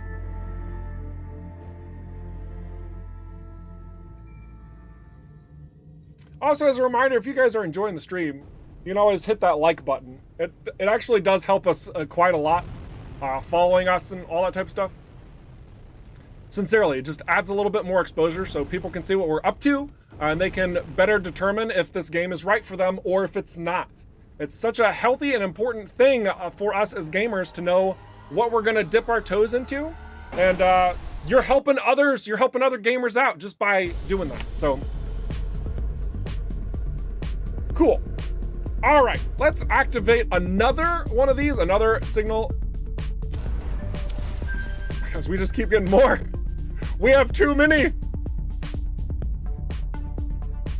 What is Catalyst Optimize? Ah, great question. So let's talk about that. So anytime you complete a high-risk location, you unlock a Catalyst blueprint.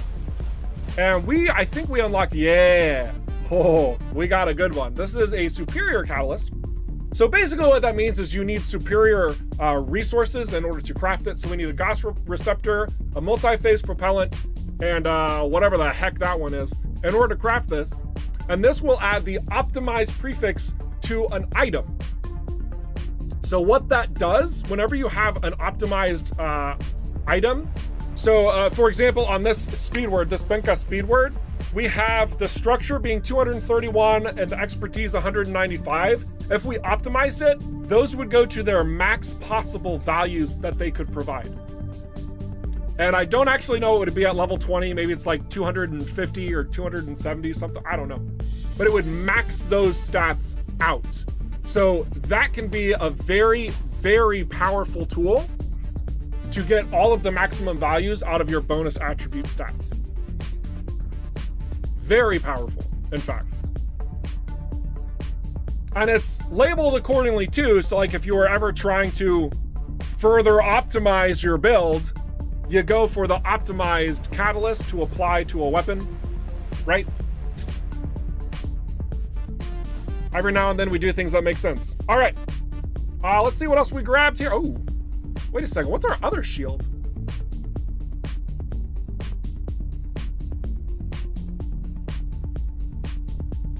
I think we're gonna swap. No, I lied. I like the recharge delay too much. Yeah, we're gonna hang on to what we have. All right. Jaeger's nice. We haven't been using our secondaries.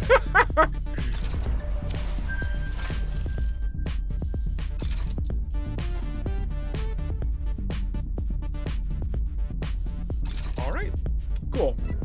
So let's head to another high-risk location right in front of us. Oh my gosh.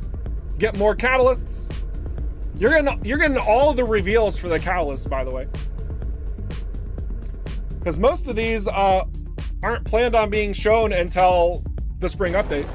But I keep doing these, I keep unlocking them so you get to see which ones they are. I mean, I know a lot of you guys recognize it's like, oh, it's gonna be all of the prefixes currently in the game. Well, yes, but also there's more. So maybe we'll get to see a little bit more as well as we continue through this process.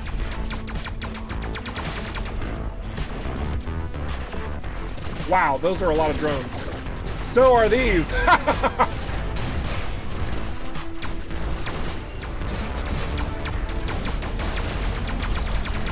Man, it just eats everything, and I love it. So long as everything's in the area, that is. Just watch it, just like moves over there and just starts to consume. Oh, I love how that looks.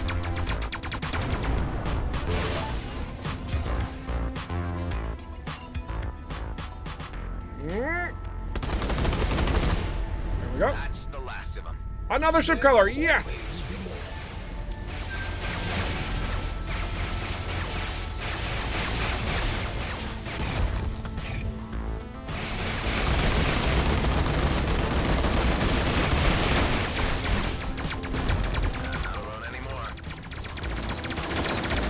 Oh my gosh.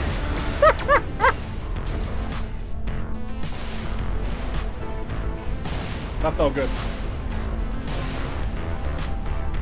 Man, at this rate, we can complete like another 5 high-risk locations during the stream. Oh my gosh. All right, let's see what catalyst blueprint we got this time. Kinetic damage. Oh, we got the superior. Oh my goodness. We got the superior kinetic damage. And an efficient flak. All right. Let's do a flak. Keep swapping weapons, but you know. It's fun to cycle around. All right. Also answer a couple more questions here. So looking forward to this. I am glad. That pleases me because we are of course excited about what we've been working on. It's why we show it on a weekly basis. So I'm glad that you're looking forward to this. You know, we've been doing a lot just that stems directly from the vision that we initially had, and the feedback has also been remarkably healthy for the process of early access for us from the community. So also just a big shout out to you guys, those dedicated among you who have been going to the forums, who've been posting suggestions. Man, it's been such a pleasure being able to envelop this whole vision mixed in with just so many rich and beautiful ideas. Sincerely, it just comes together so well. I'm gonna wreck it. Oh my gosh, because when will we see a more specific date for the spring release? So a more specific spring release date. I can only answer that with soon. I mean, come on, you know, I can't say more on that. Plus, that's kind of weird. It's like I can firmly announce that we have a release date for when we will reveal our release date. I don't know, something about that seems off. Don't worry guys, it's incredibly soon. It really is. When I say that, I'm not talking like Blizzard Entertainment soon, okay? I'm talking like, we're almost to spring, right? Wait, was that a shot fired? Should I not have done that? I'm sorry, my apologies. All right, anyway, activate.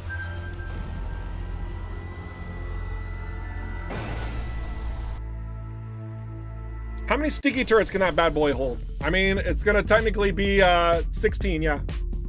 It's gonna technically be 16.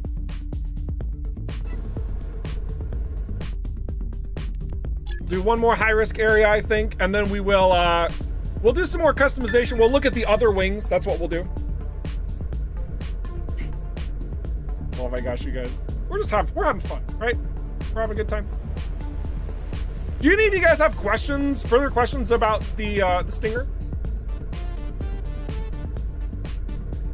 I think red was a good choice, by the way. So you guys, whenever you were like yelling it at me, all right, okay, this is good. It's good, I like this.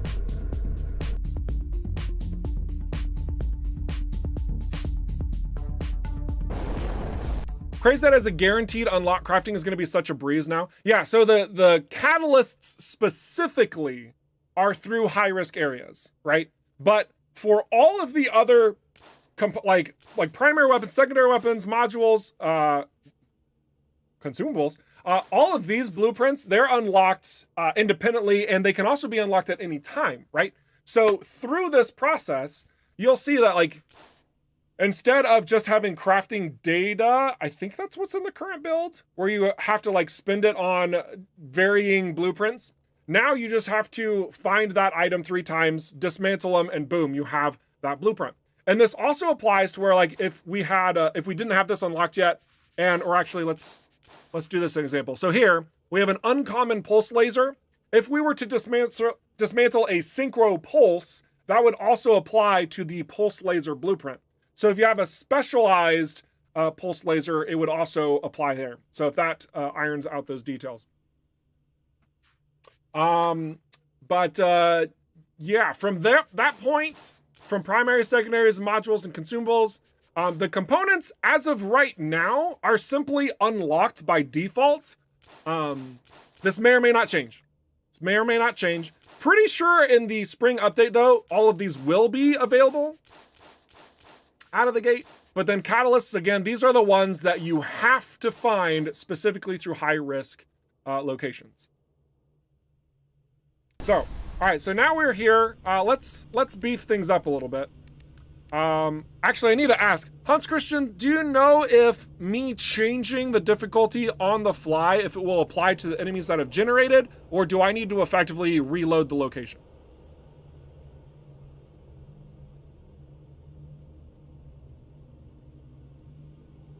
Asking this question on the fly. It will apply immediately, says Casper. Okay.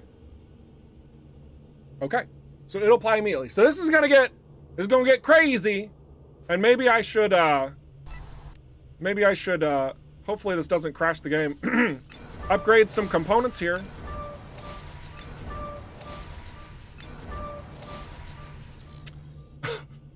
Oh my gosh, this is so broken. I could cheese the heck out of this right now, but we're not gonna do that. We're just gonna get energy orbs, which is also good.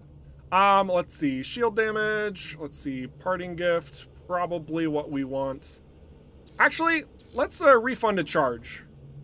Let's refund a charge, okay. All right, let's have some fun. It's go mode. Also, just one more quick look, here we go. Yeah, okay, all right. Just doing a little bit more optimization here because hard mode is not messing around, as it shouldn't be.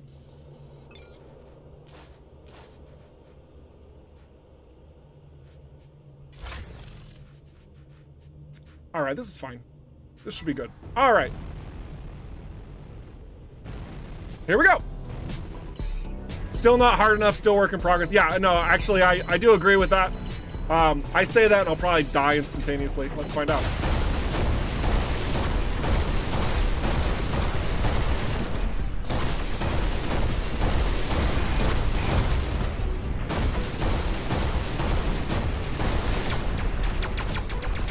I think we need a better weapon than this flak here, maybe. I'm not sure. Shield's almost down. I really want that ult. Oh, thank you. All right, now let's just show you just how strong this ultimate is.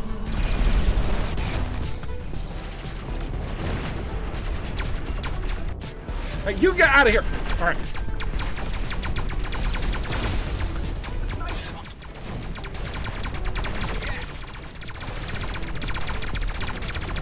Now, also keep in mind that as a light ship, this ship is not designed to take a lot of damage. The fact that I'm evading a lot of damage is actually intended gameplay mechanics. Same goes for you guys. If you're trying to make a light fighter really, really strong, I mean, it could work. It could be valid. Just keep in mind that that's not generally how they are meant to be utilized. But I am curious to see, you know, unique builds that you guys come up with. That would change that very nature.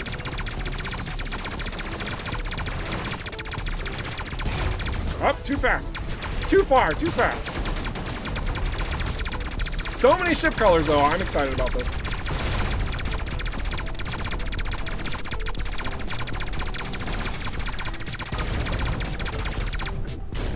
Another round.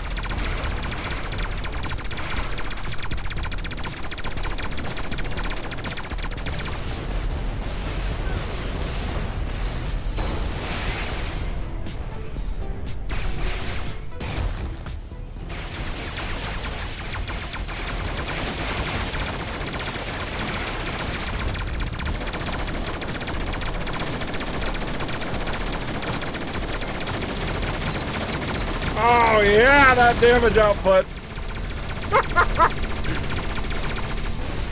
I stacked the heck out of that for anybody who's wondering.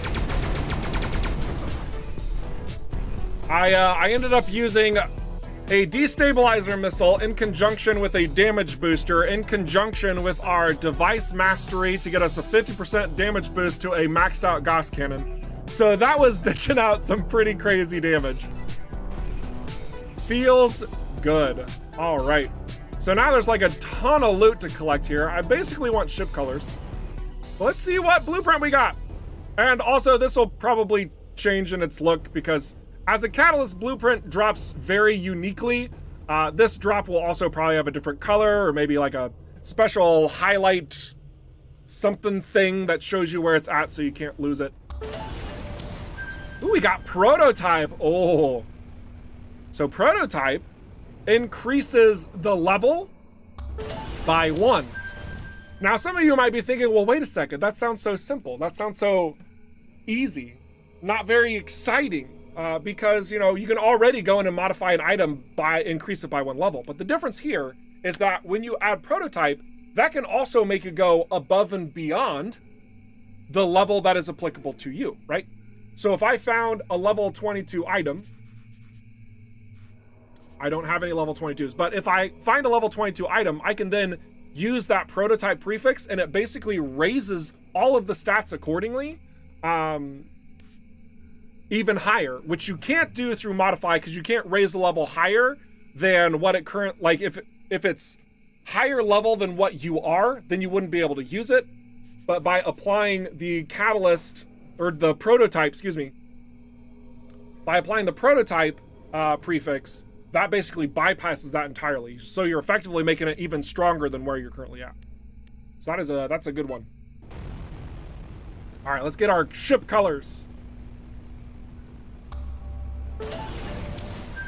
And more blueprints as well. Oh my gosh, all these blueprints dropping.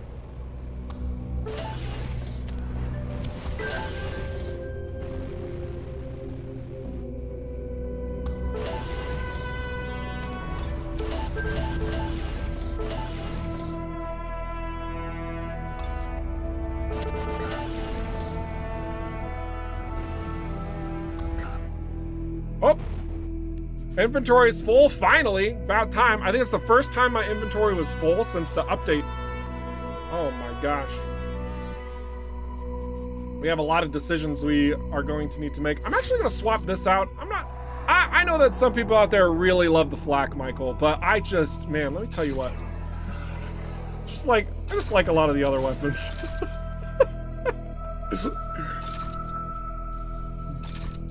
All right. Tell you what though, when we get ready to show you some of the new, oh, that's too revealing, but I'm gonna say it anyway. Like there's gonna be some really cool flat cannons in the future. I'm just saying it. You know it's coming. You know there's more items coming. I'm just telling you like it is. There are some freaking awesome flat cannons coming. All right. We'll go ahead and scrap this. We're gonna go the distance. We're gonna scrap all of this stuff, and we'll hang on to these because why not? We can sell those at the very least. A couple more items to go. Oh, missed this one behind us. Swift scattergun. Excellent, excellent.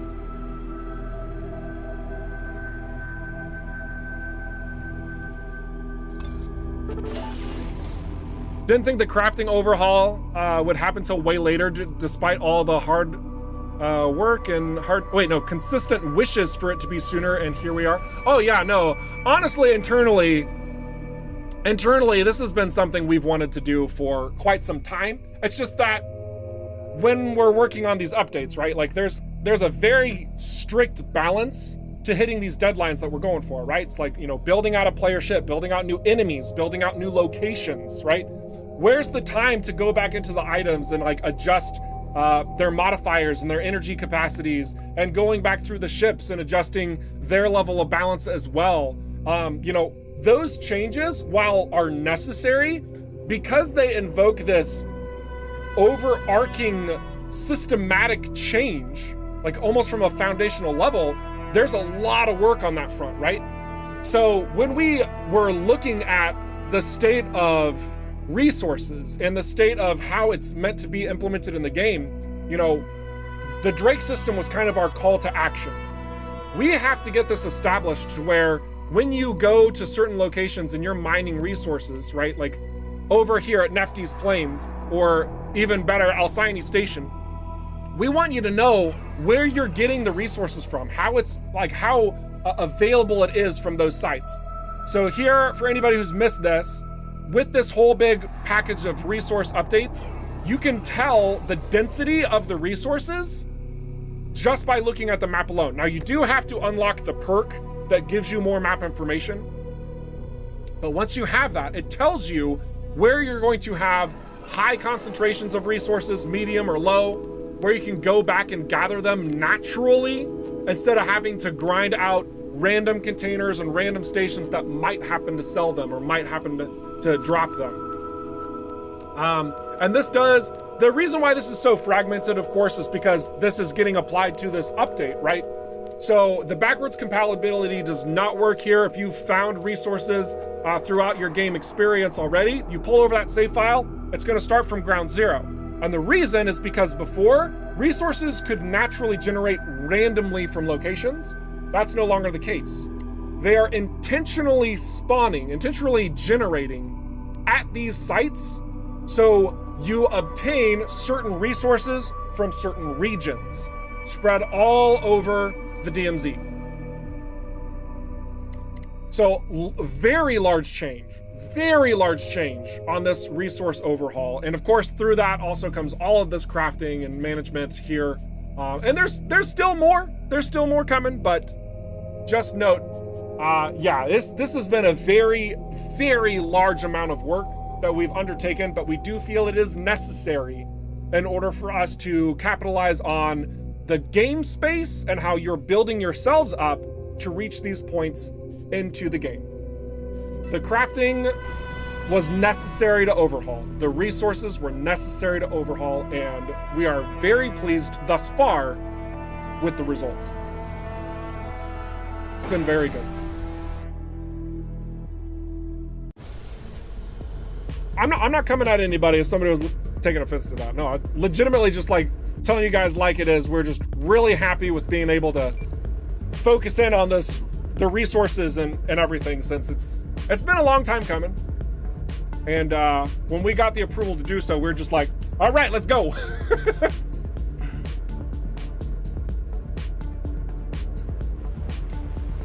Greasy Ginzo says, the gaming industry as a whole is such a mess. It is good to see great devs who actually care about their product. Well, thank you for that statement. We very much care about the product, but we also see how much you guys care about it too, which is why we have a very open level of feedback with our community. Because I mean, you know, we have great visions and great plans, and every now and then we do have to accept the fact that our community knows a little bit better. This doesn't happen frequently, all right? Just, you know, we do have some pretty tremendous expert level designers on our team, and like the stuff that comes out of the team in our daily conversations, it's insane, it's absurd. But just having that extra set of eyes from you guys and the crazy different perceptions and perspectives that you generate, or that you have, so that you can generate new ideas to the table, it's huge. It's huge, and it shows too, and how everything's come together. So big shout out and thank you to you guys. I know you're giving us a lot of praise, but sincerely, you guys really bring this to fruition, truly. Our community has been amazing. This is where the outlaw gang is supposed to be hiding. The man from the Port Authority mentioned some caves. Let's go and find them. All right, so let's go spelunking for madcaps with these last 5 minutes. We'll continue to answer questions, so if you have a little bit more, by all means ask. Did the press cup? Oh my gosh, we were going to show the color variations. Hang on a second. Let's swap to these other wings with my dev console. Clean this place out. And let's just abandon this mission right in the middle of it. No big deal. Get out of my way, goodness. All right. We're going back to a base. I want to just a complete 180 on what we're doing, but I want to show the color variations on these wings. It was asked so long ago now. Let's do it.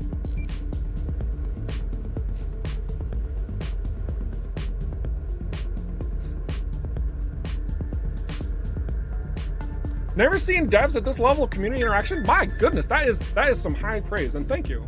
But yeah, I mean, there's only one way to make a game right now, we feel like, and that is to interact with your community. Because if you're not on the same page with the community, then the game doesn't matter. It's gonna just be disjointed and disconnected, right? So yeah, that's just the way we look at it. And there's a lot of other devs that do look at that too. It might not be as transparent, but all right, let's dock here in the middle of a firefight. Don't worry about it. And hopefully no crashes. Good, good. So let's look at these wings very briefly. This is the Hornet wing. And we'll just, let's customize this second paint job. I really like this one, but let's just have a look. So many more colors unlocked. Oh my gosh. That's nice. All right, so we'll start with going completely white, so you can kind of see all the spots covered by paint. Bringing it together. And then we have, you know, the main coverage of the body is going to be very similar to what we showed last time. The main thing to look at are the wings here. We got this spot on the front, and then the middle section of the wings, getting a big bulk of that painting. We'll change that to, we'll go with orange. You can also see it happens on the weapons as well. Next one up highlights the sides of the wings. A lot of color additions here. So a lot you can do with that.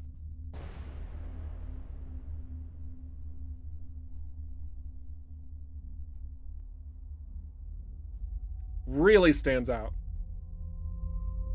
And then finally we have, here, let's kind of undo this so you can see the greens in particular. We'll make it blue. Just the tip of the wings. And remember, this is just the tier 2 set of these wings that I've been showing you mostly with this customization. Here, let's do, I'm gonna do this.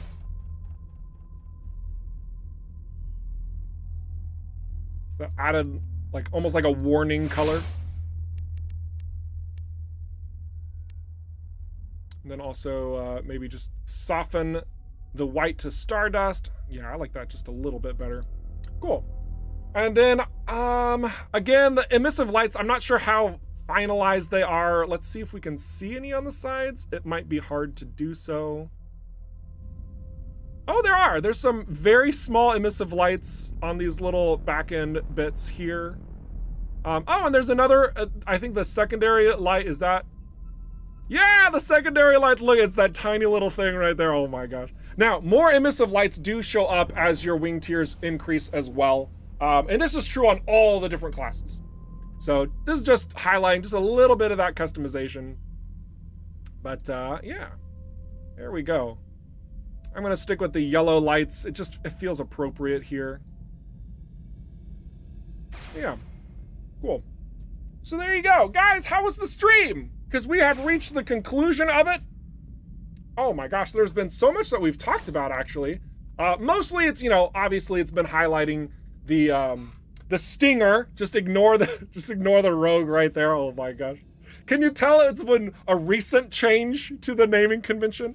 But for anybody who did miss that, the reason why we changed the naming convention is that rogue is just a little bit too fantasy based and also not as applicable to this, the ship style that we had envisioned it to be previously, and instead we're changed the formula. The Void Swarm and how it does damage over time, it stings your opponents. It's got the third hard point that you're using almost as like a literal stinger hanging off the ship. It just felt so much more appropriate. So the naming convention did get altered. Other naming conventions could in fact be changed at random points in time in the future. We've seen it across the board already. So don't get too super comfortable with something that you love. Actually, you're probably fine to do that. But yeah, it's just a process of elimination, focusing in on details. Always good, always great.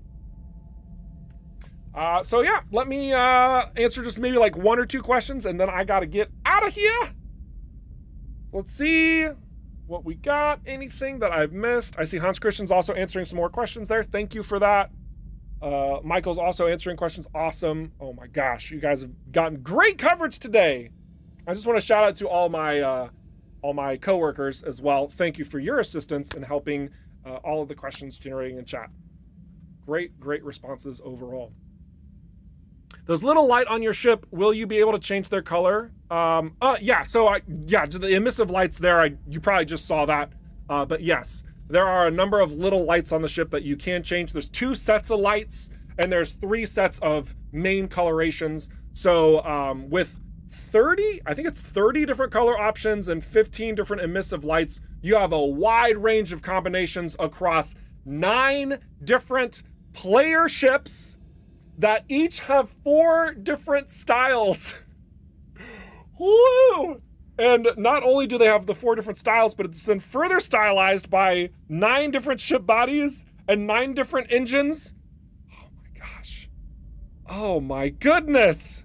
It's actually crazy how many different ways you can customize your ship. So I'm hoping you guys are looking forward to that as we generate even more of that content. I'm over time, but you guys have been so awesome today. It's been greatly appreciated. Super great. Let's see.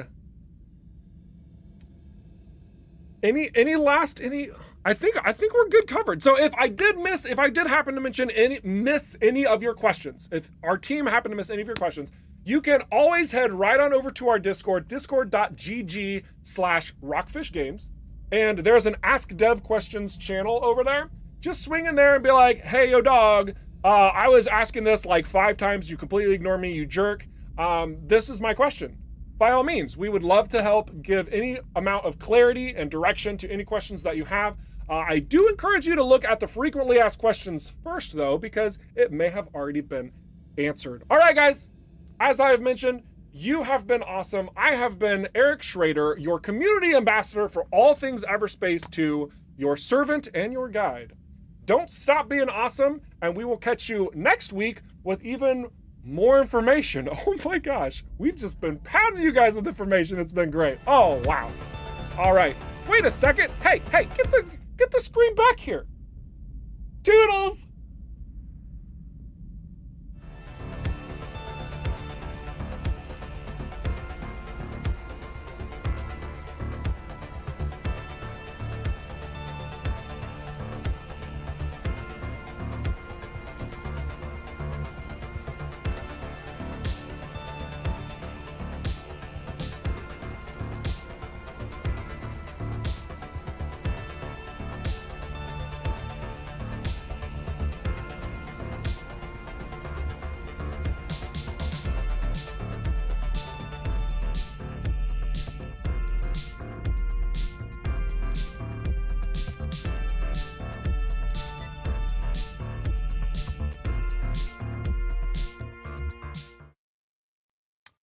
You guys are so wonderful. Sincerely, it has been a fantastic stream today. I've been so happy with the reception for the Stinger. You guys are amazing. But hey, it's an important time to note about Everspace 2's development. It's early access. And a lot of people take that as oh, well, it's just going to be a little bit of time until it's full release and blah, blah, the deed is done. But note, we have actually gone on sale a couple of times. So you should wish list us to see when that populates. It could be next week. It could be a month from now.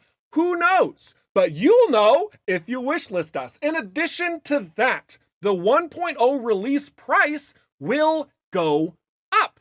So truly, the most optimal time you can dive into, especially if you're a little tight on funds, and we totally understand that. We totally respect that. We're all gamers here. We like to get games at a discount. Wish listing us and picking us up through the early access phase is going to be the biggest bang for your buck. Still, we always respect those 1.0 waiters, and if you are not fully convinced on the product itself, by all means, continue swinging by our streams. We love to have a conversation with you, answering questions, and literally showing you what we're working on. So all around, it should be a win-win, and that's all I got. So yeah. You're great. Toodles.